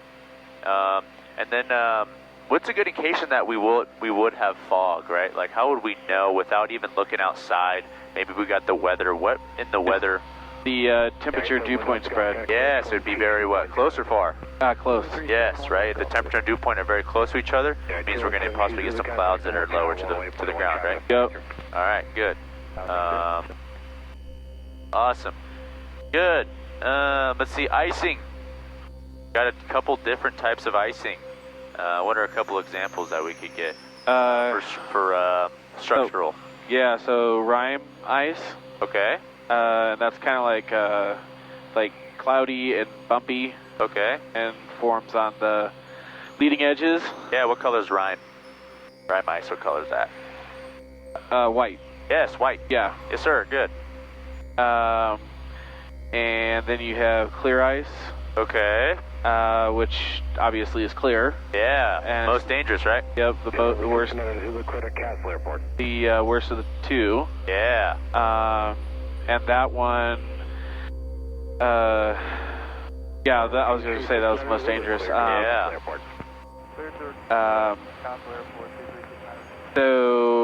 So this plane is not approved for flight in known icing conditions, but other ones might have protection or anti-ice. Yeah, like de-icing boots, maybe something like that, right? Yep. Yep. Good. What two conditions must occur for the formation of ice? Second try here. Radar system terminates. Squawk feet fall. Visible moisture. Okay. And cooling. Aircraft temperature, aircraft surface temp below freezing. Okay. Right? So in order for that ice to form up on our leading edge, right, our leading edge needs to be below freezing. Alright. Okay. Cool. And I remember what I was gonna say about clear ice. Yeah. You should be looking at the icing report for the supercooled water droplets. Yes, exactly. Yep. And it forms when water drops pretty slowly as a smooth sheet of solid ice, and it usually occurs at temperatures close to freezing point by large supercooled drops of water, just like you said. Perfect. Good. You're good on the structural icing. That's solid. Another type of ice that might affect our instruments. Well, you could have the stag port and the pitot tube ice over. Yeah, instrument ice. I know I kind of said it when I was asking you, but yeah, instrument ice, right? It's ice that forms over the aircraft instruments and the sensors, right? Such as the pitot and the static. Not good, right? Yep. Awesome, and we also have induction ice as well, right? That's just like carb. Induction. So that's going to reduce the amount of air from the intake for the engine. Oh, you mean like at the front? Yeah, I see. And then yes, also carburetor icing as well, right? Typical conditions: outside air temperatures of -7 to 21 degrees Celsius. Yep. And a high relative humidity as well, right? Generally above 80%. All right, let's get let's hit on some. Oh wait, actually, let's see. Is that all the weather stuff? There should be some more stuff on the fronts there, huh? Talk to me a little bit about some aeromedical. Give me some, talk to me a little bit about hypoxia. We got a couple different types. Okay, so, it's where you don't have enough oxygen in your blood. Yeah, not good. And it's kind of like a sense of euphoria. Okay. And typically the person experiencing it doesn't realize they're experiencing it, but their decision-making skills, get gradually worse. Yes. And so, I know I'm going to screw up the levels here. Yeah, you're good. But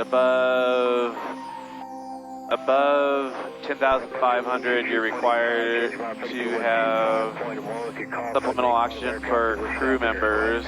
Okay. Above 12.5, you're required to have supplemental oxygen for everybody. Okay. Wait, I'm sorry. Can you say that again? Above 10,000? That what you said the first 10,000, 12.5, yeah. Okay.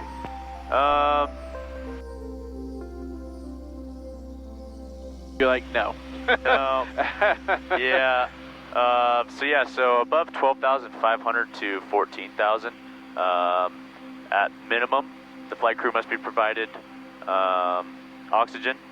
Okay. And the use of supplemental oxygen for use over 30 minutes. Sorry. Yeah. So, for example, when I flew over to South Lake Tahoe, I was flying at 13,000. Okay. As soon as I got above 12.5, that was just to get over kind of the main hills dropping into the bowl, right, of South Lake Tahoe over the lake. Okay. I was at 13,000, and I was like, oh yeah, right. I can only be up here for about 30 minutes. Then I'm, supposed to have oxygen with me. Right? I didn't have anything with me. Right. So I started my timer. We got up to 12.5, 13. Got over the mountains, and probably about 15 minutes or so. Began my descent. Got below 12.5 again.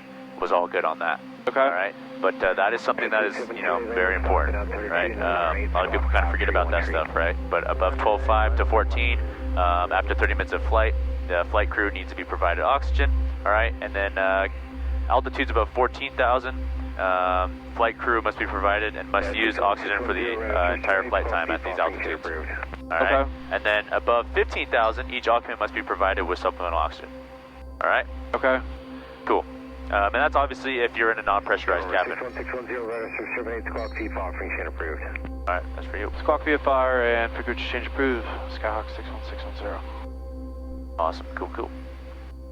Air 52, Tree Lima, numerous aircraft into the Jackson Westover Airport, radar switch out, terminated, squawk VFR, free chain approved. But good on that, right? Those unpressurized cabins, right? 12.5 to 14, 30 minutes. 14 and up, the flight crew and,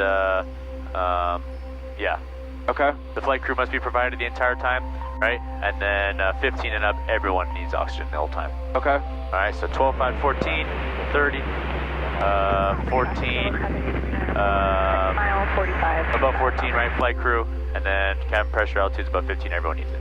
Yep. Good. All right. Yeah, a little bit about hypoxia. We have 4 different types. All right. We have hypoxic, hypemic, histotoxic, and stagnant. Oh, wow. So those are a couple different types. They are all in here. Okay. Right? So you don't need to worry about it too much yet, but kind of study that stuff, right? He will ask you the different types of hypoxia. Really? Yeah, he may be like, tell me a little bit about hypoxia. Or tell me a little bit about hypemic hypoxia, right? And then all you really just can do is say, hypoxic is insufficient supply of oxygen to the body as a whole, and hypemic would be inability of the blood to carry oxygen molecules, right? Yeah. Something like that, right? Pretty simple. But yeah, and then the oxygen requirements, when we want to reference that, that's going to be 91-211, all right? When we get back down, when you can kind of start looking at this as well, and then, yeah. Okay. Spatial disorientation and illusions, right? These ones are going to be very big, especially the illusions, right? The leans. So that's when you inner turn, and then you're turning for a while, and then you come out, and you feel like you're still turning. Exactly, right? So you've been turning for so long that your ears sort of neutralize, right? So you feel like you're not turning anymore, right? You don't have outside references anymore, so you don't really know, right? All you have is your instruments and trust. When you start to roll your wings level, since you've been turning for a while, it starts feeling like now you're getting into a right banking turn, even though you're rolling it level, right? Yep. So that is the leans. Yes. And then, yeah, so here's the actual definition. It says, after leveling the wings following a prolonged turn, pilot may feel that the aircraft is banked in the opposite direction of the turn. All right, that's a very real thing. And something I like to do, I'm sure you're probably doing your private pilot training, but a lot of my new private guys, I like to, when I'm doing foggles training with them, I'll have them look down, and I'll have them try flying the airplane straight. Try keeping the wings level. Yeah. It's funny because they're like, I'm like, yeah, great job, right? I'm like, perfect. Go ahead and look up for me, and they look up, and we're like, fully banked nose down. I'm like, right? You didn't know, right? You can't feel it, right? Your ears, when you can't see nothing, you don't know. So, pretty funny. Yeah, it's fun watching it actually, and it's funny. As soon as they look down, right away, here comes the turn, right? And then, yeah, you could even do that. And then after they're done, I'm like, all right, cool. I'm like, I'm going to take the flight controls now. And then what I'll do is I'll bring it to level, wings level. Yeah. And then as soon as I give it back to them, they go correct the other way because now they think, right? Yeah. It's real. It is very real. All right. Awesome. Let's see what else we got here. Thanks. 93 kilo. Yeah, so also aircraft approach categories. Category Alpha, 1.3. 1.3 VSO, yep. Yeah, exactly. So for that circling approach. Okay. All right. Common traffic, yellow traffic. Oh, this is cool. I haven't seen this actually. Is the expanded circling approach maneuvering radius, right? So I'm going to turn this guy down. Yeah. So because if you're flying at different height above mean sea level, they have you circle at a higher or at a greater radius. Oh, sure. So if you're circling at above 5, actually it's not really not really that great, but if you're flying a faster airplane, if you're in the echo category where you're going over 165 knots, if you're at 1,000 feet or less, 4.5. If you're 9,000 above, it's 5.5. So it's a full mile. Okay. It's not going to really affect us. Obviously, we would not want to go land at a 9,000 foot MSL elevation airport, right? That'd be a little sketchy, but kind of interesting. I never really knew that. It was never asked anything on that, just because we're category Alpha and ours doesn't change until we're at 7,000 and above. Okay. It goes to 1.4 DME. I think it's just because the altitude or the elevation of the airport, right? Is probably a little bit. The only time that's going to happen is you're landing in Leadville.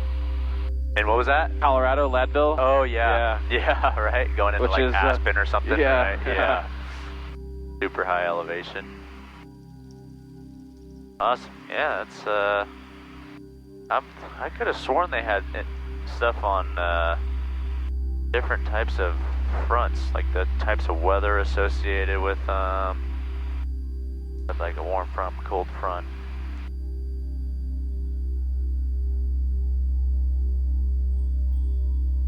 Good. Max aircraft speed in the United States below 10,000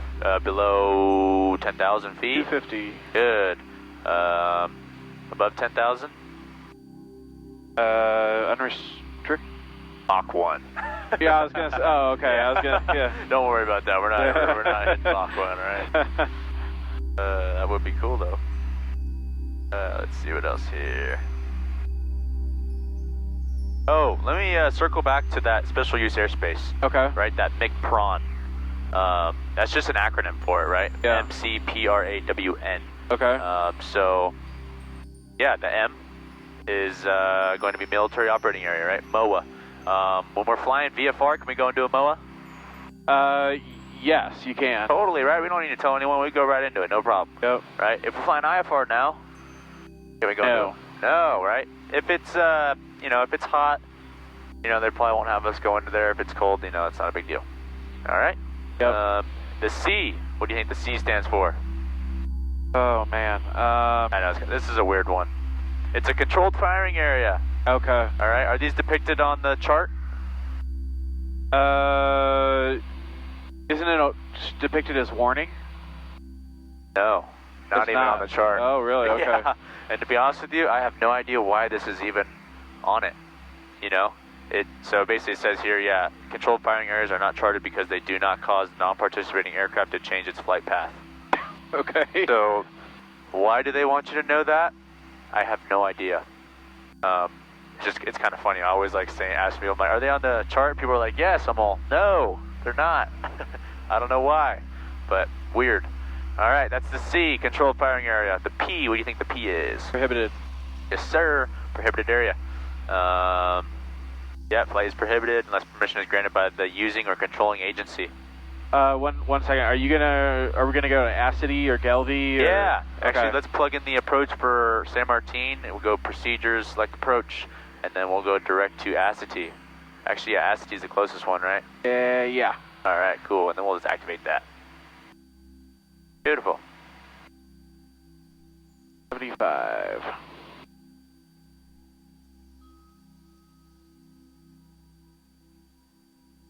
Sweet. Okay. MCP, we went over prohibited. What's the R? Restricted. Restricted. Yeah, we can't go in there unless it's cold, right? Yep.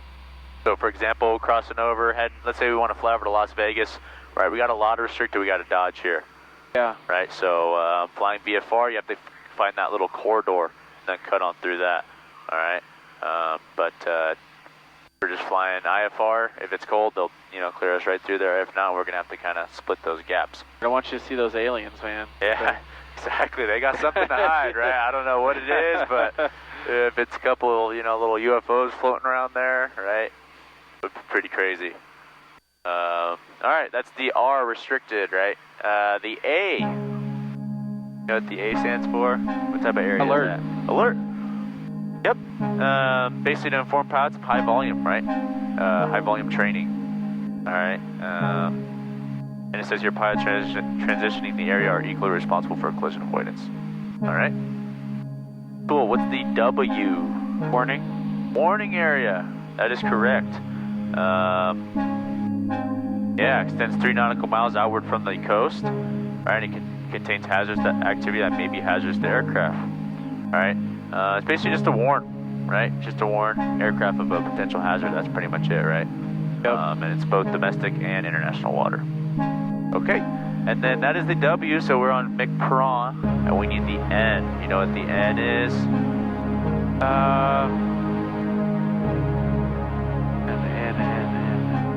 No. Yeah, it's actually not even on here either, but it's national security, right? The White House. Yep. Right? They don't want people ripping over the White House, low buzz Joe Biden, right? Not good. Okay, yeah, and that's special use airspace, right? MKPRAWN, Scottish shrimp. That's a good way to memorize that. MKPRAWN. Oh, okay. I guess that would be a TFR because there'd always be a big old red. Yeah, red ring over. Exactly. And actually, yeah, that's something I always have activated. Right? Me too, yeah. TFRs always have those activated, right? Anytime a new student gets more flight, I'm like, activate TFRs and PIREPs. Yep. Right? Those are going to give you instant information, right? I have those on. That's good. Yeah. That's good. Yeah, surface one's good too. Nice and calm. Looks like right now it's San Martin, so that's good. Okay. Let's see here. What else we got? I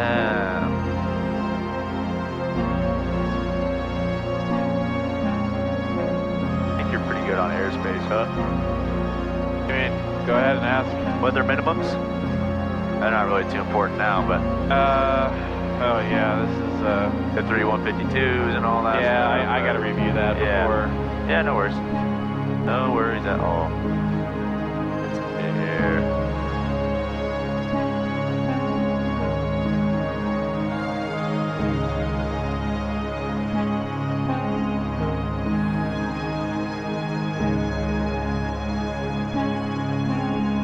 Let's see.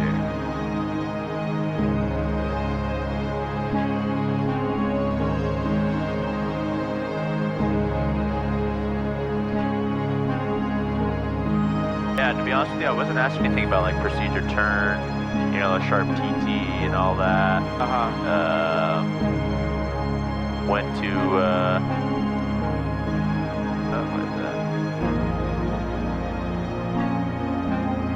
3500 at Ascenti, so I'm gonna go ahead and Yeah. Start descent. Yep, you're good to go, sir. Alrighty.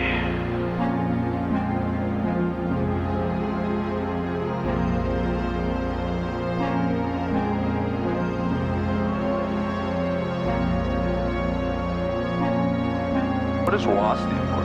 Wide area augmentations. Okay. And you know how WAS sort of works? Yeah, so there's basically like two stations that submit like error correction. Yes. And then that's reintroduced into the signal. Good. Yeah, so exactly right. Wide area augmentation system. We have a WAS equipped Carbon 530. Right, and it's, yeah, ground stations, they measure the GPS error, and then when they produce those correction signals, what they do is they send it back up to the satellite, right, and then the satellites, pretty much all they do is they bounce back and they come over to the aircraft. That's why it is considered a WAS. What about RAIM? What does RAIM stand for? Oh man, that's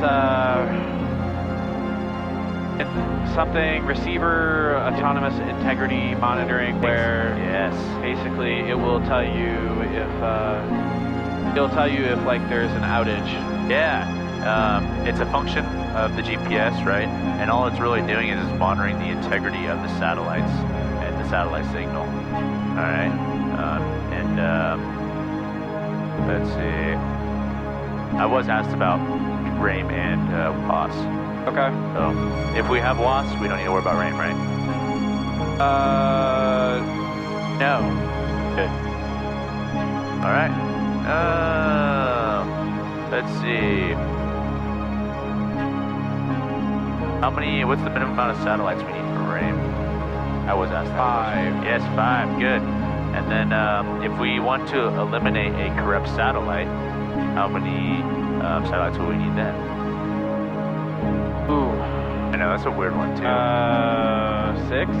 Yes, exactly. So what that RAIM doing, right, is it's measuring the integrity, right, of the satellite. So let's say you're connected to 5 satellites, and one of them is kind of giving you, you know, maybe one of them is giving you a false signal, something like that, right? If you have 6 now, what it does is it will basically take the integrity from that satellite, and it'll give you the better signal from the 6th satellite now. Okay. So that extra satellite will basically do the work of any of the satellites that are maybe a little bit off or something. Okay. All right, that's pretty much it. That's all I really need to know for the WAS and RAIM parts, right? For the WAS, like you said, that master station. I believe there's 2 in the United States, right? One on the East Coast, one on the West Coast, right? And yeah, that's pretty much it. Wait, so let me clarify. You said we do need to... Yeah, I thought RAIM affected even WAS stuff. Is that not the case? No, so... Yeah, so if we have WAS, we don't need to worry about RAIM, right? Because we could calculate RAIM on here, right? Oh, we go over to okay. auxiliary, I go over here, RAIM prediction. Oh, okay. Right? If we're WAS equipped, we don't have to worry about the RAIM prediction at all. Oh, okay. Right? Okay. All right. Cool. And then, yeah, how we check our satellites like this, right? We have a ton of them, right? And we're always pretty much going to have a ton of them as well, so. Cool. All right. What else we got here?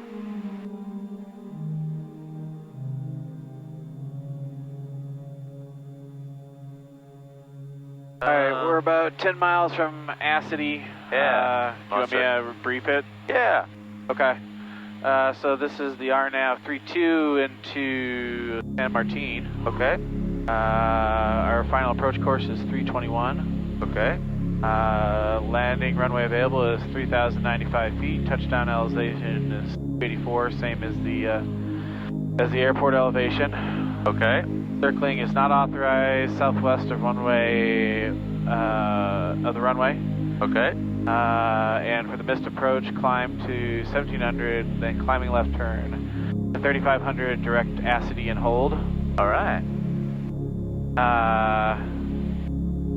Notable terrain, a lot down far. Yeah.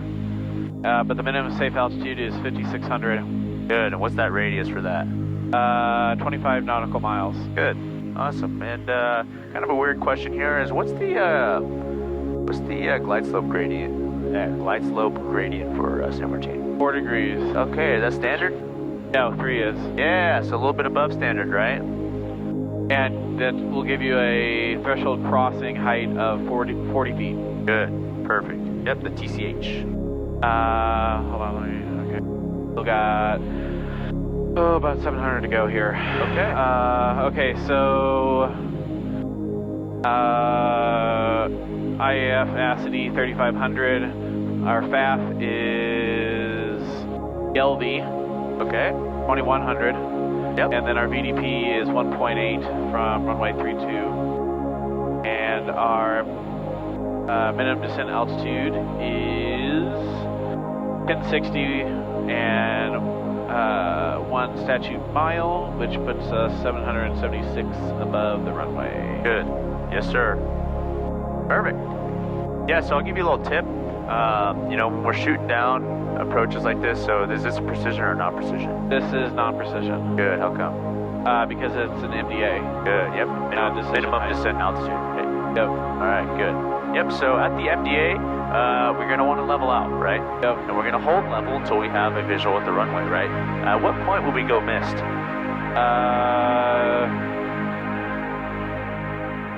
Well, this is indicating at the runway. Yeah, so at the runway, right, we would go missed approach. Yeah. Okay.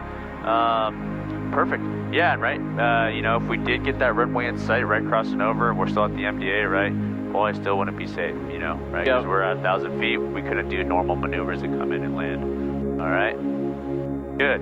Yeah, so when we get to Acity, we no need to hold. We'll kind of just start flying. Oh, I kind of wanted to... You want to do a hold? Well, not a hold, but a course reversal. Yeah, let's do that then. Okay. So what type of entry are we going to be doing here? This is a parallel. Okay. I like that a lot. So... we are going to... At 136, we're going to fly 136 outbound for a minute. Yep. And then we're going to do a parallel entry. A parallel entry, yeah. Yeah, so we're going to I was like, what? Yeah. No, you're good. Yeah, so we're going to, when we enter in, right, we're going to cross over Acity, begin flying the course outbound, right? Yep. Which should be our outbound heading. It should be reciprocal of, right, that inbound, right? 321, yep. Right? Yeah, so we're going to fly that outbound course, and then should be about 136, I think, right? 136, yeah. Good, yeah, so 136, fly that outbound. Technically speaking, is this a DME, or is this a, should we be timing this one? Oh, this is 4 nautical miles. Yeah, 4 nautical miles, right? So, we'll probably fly outbound for about that 4 nautical miles, right? And then we'll do that sort of, that parallel entry, right? It's almost like a reverse teardrop, right? Yep. That's pretty much all it is, so. Good. I got traffic, like... Yeah, I'm looking for them right now. Okay. Awesome. I'm going to turn up the frequency here as well.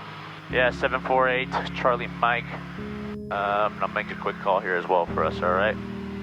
Let's see here. Actually, no, we're fine. Looks like he's getting a climb going as well, plus 300. He's going pretty fast, I think. Okay. 143 knots.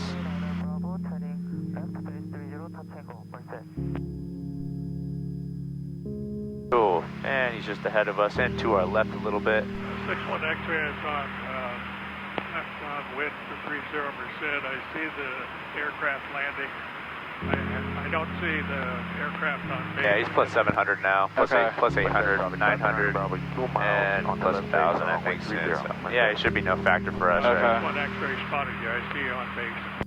Awesome, yeah, plus 1,000. Cool. Don't worry about that, you're good.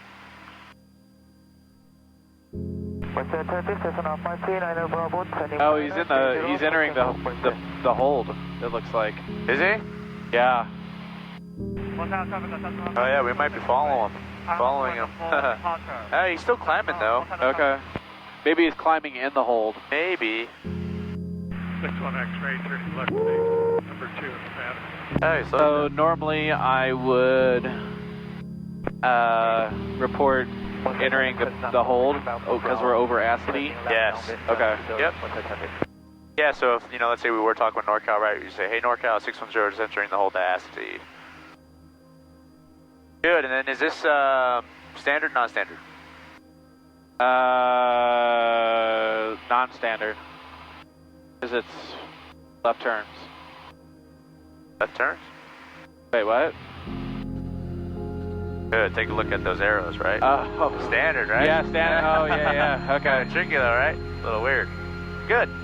Perfect. Yeah, what's our holding altitude? Yep. Yeah, 3,500. Good. Right? Yeah, perfect. There you go. Get that power in. Beautiful. Good.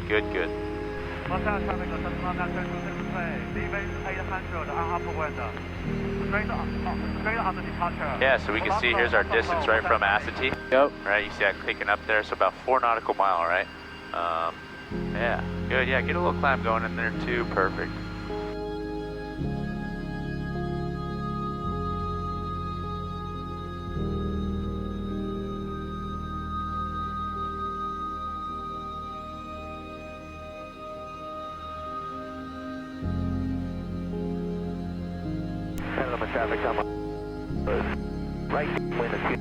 Speed.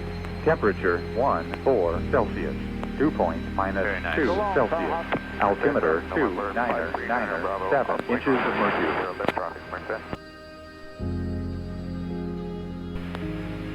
San Martin Airport. Automated weather observation 1990 Zulu. Weather. Winds calm. Visibility more than 10. Sky condition clear below 12,000 feet. Temperature 14 Celsius.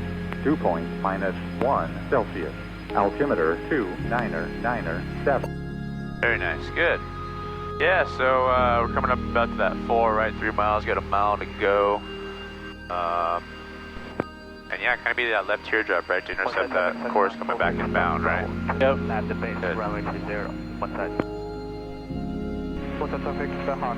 Yeah, it's something I wanted to talk to you about as well was altitudes, right? Okay. You're solid at holding altitudes. Something I would recommend is that, depending on how confident you are at maintaining a certain altitude, especially when you're shooting an approach, give yourself a safety buffer. Okay. Okay. Sometimes, your attention does get distracted looking at something else, right? And it should be starting that turn here soon as well. I don't want to distract you, but, right, maybe give yourself 50 feet, 100 feet, whatever that is, right? Okay. Because, when you're shooting this approach, that's about 4 miles right there. It looks like from Acity. Oh. Yeah, so we can start that turn. I know it's telling you to turn later, but we'll start a little bit earlier. But yeah, always give yourself that safety buffer, right? They're not going to fail you from being a little bit above the MDA. Okay. Right? They will not fail you for that. They will fail you if you go below it. Okay. Right? When you shouldn't have yet. Especially if you get down to the decision altitude on a precision approach, right? When you get to the DA, you're either go missed or you're shooting the approach, right? Yeah. There's no go below it and then shoot go missed, right? It's at it or above it. Didn't see it, I'm out. Yeah.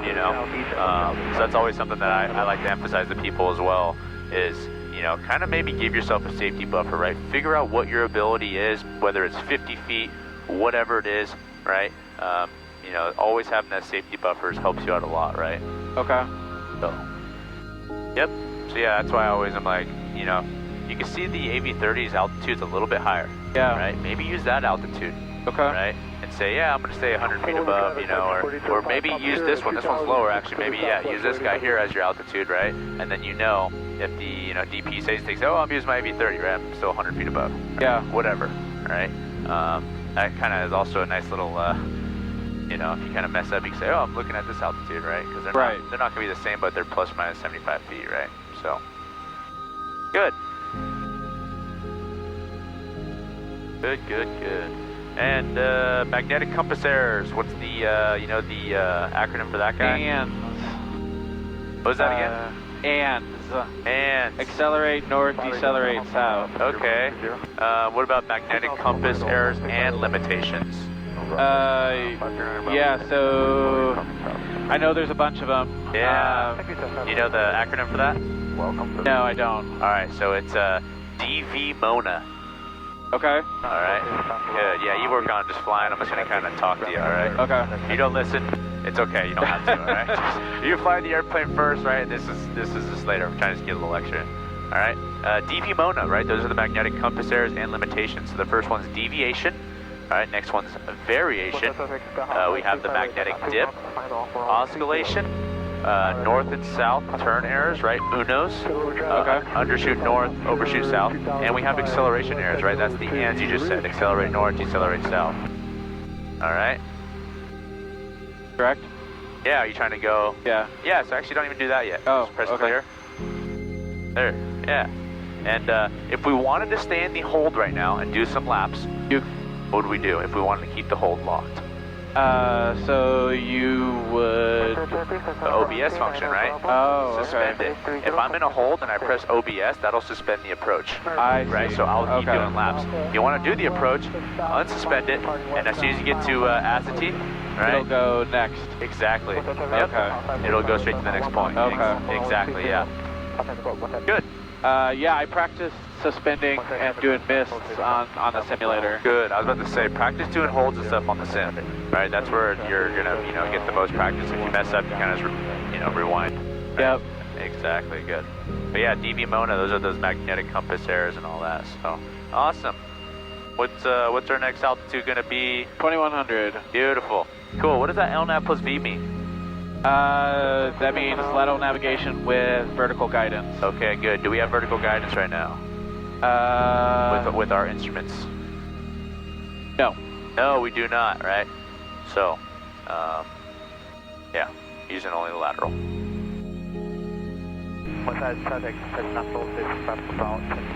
Good, yes, now you're using this guy, right? Yep. Good. Now, how far are we? Let's see, flight plan. About 10 miles out, and we're gonna enter a left base for straight in. Yeah, straight in runway 32. Yeah, we'll actually I've been listening to traffic. I haven't really heard anyone at. Let's see, is there people at San Martin? No, there's not. I'm not seeing anyone there. So yeah, we could just do a straight in runway 32. Yeah. If someone says anything, we'll just do a circle. Okay. Left traffic 14. Pacific Sky, 565. Pedal traffic, Piper 3205, top 3 miles on the 45 to the downwind 29er, pedal over.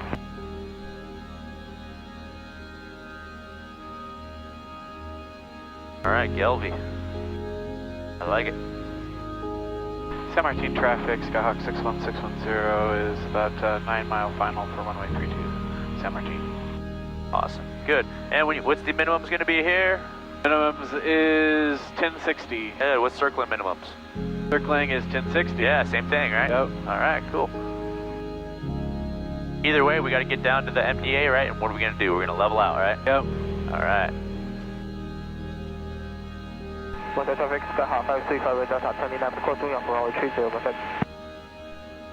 Good. What's the, this is kind of a cool one. What's the minimum IFR altitude in a mountainous area? 2,000 feet above the highest. Yep, and a 4 nautical mile radius. Good. And non-mountainous? 1,000 and 2,000. Doubles, right? Yeah, it's 1,000 non-mountainous, 2,000 in mountainous. All right. Good. All right, we're definitely high. Okay. We'll pull even more out here. Yeah, I'd pull it out quite a bit, right? Pedal to traffic. And then keep on pitching for about 80. Downwind 29er, pedal to. Awesome. Look at that lateral guidance you're getting there. Beautiful. Good. Marina traffic. So remember, right, San Martin has that 4-degree glide slope. Yeah, it's Right. high. Yeah, right, you got to come in a little bit hot, right? You already got, 15 degrees of flaps or so. That's perfect.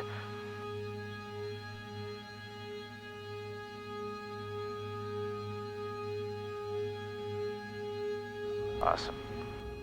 Oh, yeah, and, how far are we? Oh, we got about a 4-mile final. Okay. San Martin traffic, Skyhawk 61610 is 4-mile final for runway 32, San Martin. Good, good, good.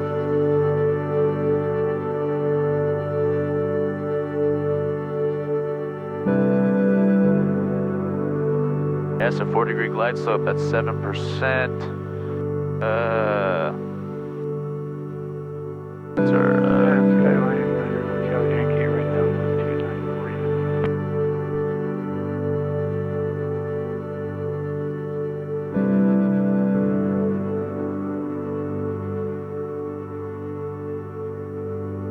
Alright, how far we got till 3-2? About 3 3 miles. Alright, cool. We're still a little bit high, right? It's a high glide slope, so I would maybe pull that power out even more. Right, that 4 degree is pretty high. Yeah, you want to do a little slip? Just watch that speed, right?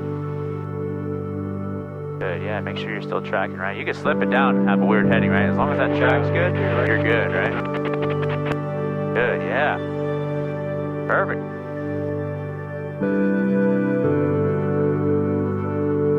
Yeah, pull that power out even more if you can. There you go. Yeah, it's 4 degree. And it's funny because San Martin's, the Pappy is ridiculous. It's always double red, you know, and I'm just so like, everyone who flies in, they're like, oh, we're low. I'm like, no, trust me, we're good, you know. Okay. 1080? Yep. Oh, there's the airport. Yes, sir. You can take goggles off. Excellent job. Good, good. But yeah, so you might even need to pull that power anymore. I know. That's like all the way out. Yeah. I know, it's unreal. I don't know why the hell the Pappy sets you up so high. It doesn't make sense. There's not really any obstructions, you know. That's better. Yeah, see, I so went low. What the heck? Good, do your best, forget the rest.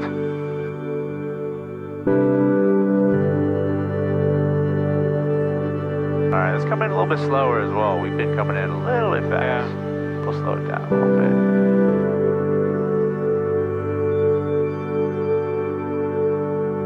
Yeah, winds look nice and calm.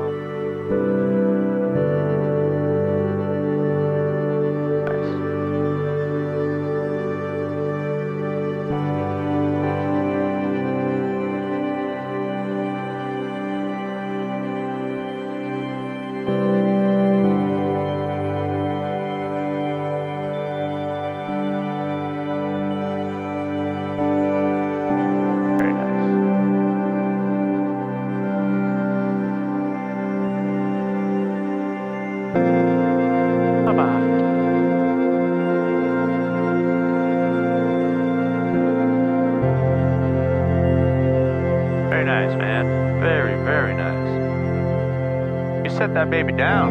I like it. Good stuff. Good job on that approach as well. That was really good. Thank you.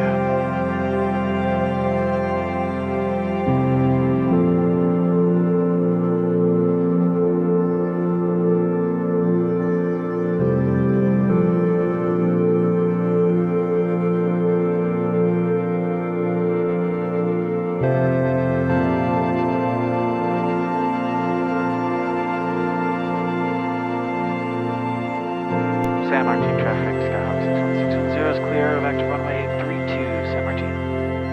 Awesome. Wait. Alright. Good job today. Thank you. That was really good. Your knowledge is solid too. I always get a little bit worried about that part, you know. Yeah. I start quizzing people, I'm like, oh. But no, you're very solid on that, so that's good. I definitely have study, but yeah. No, I can tell you've been studying. You know, you can tell when people have been studying a little bit.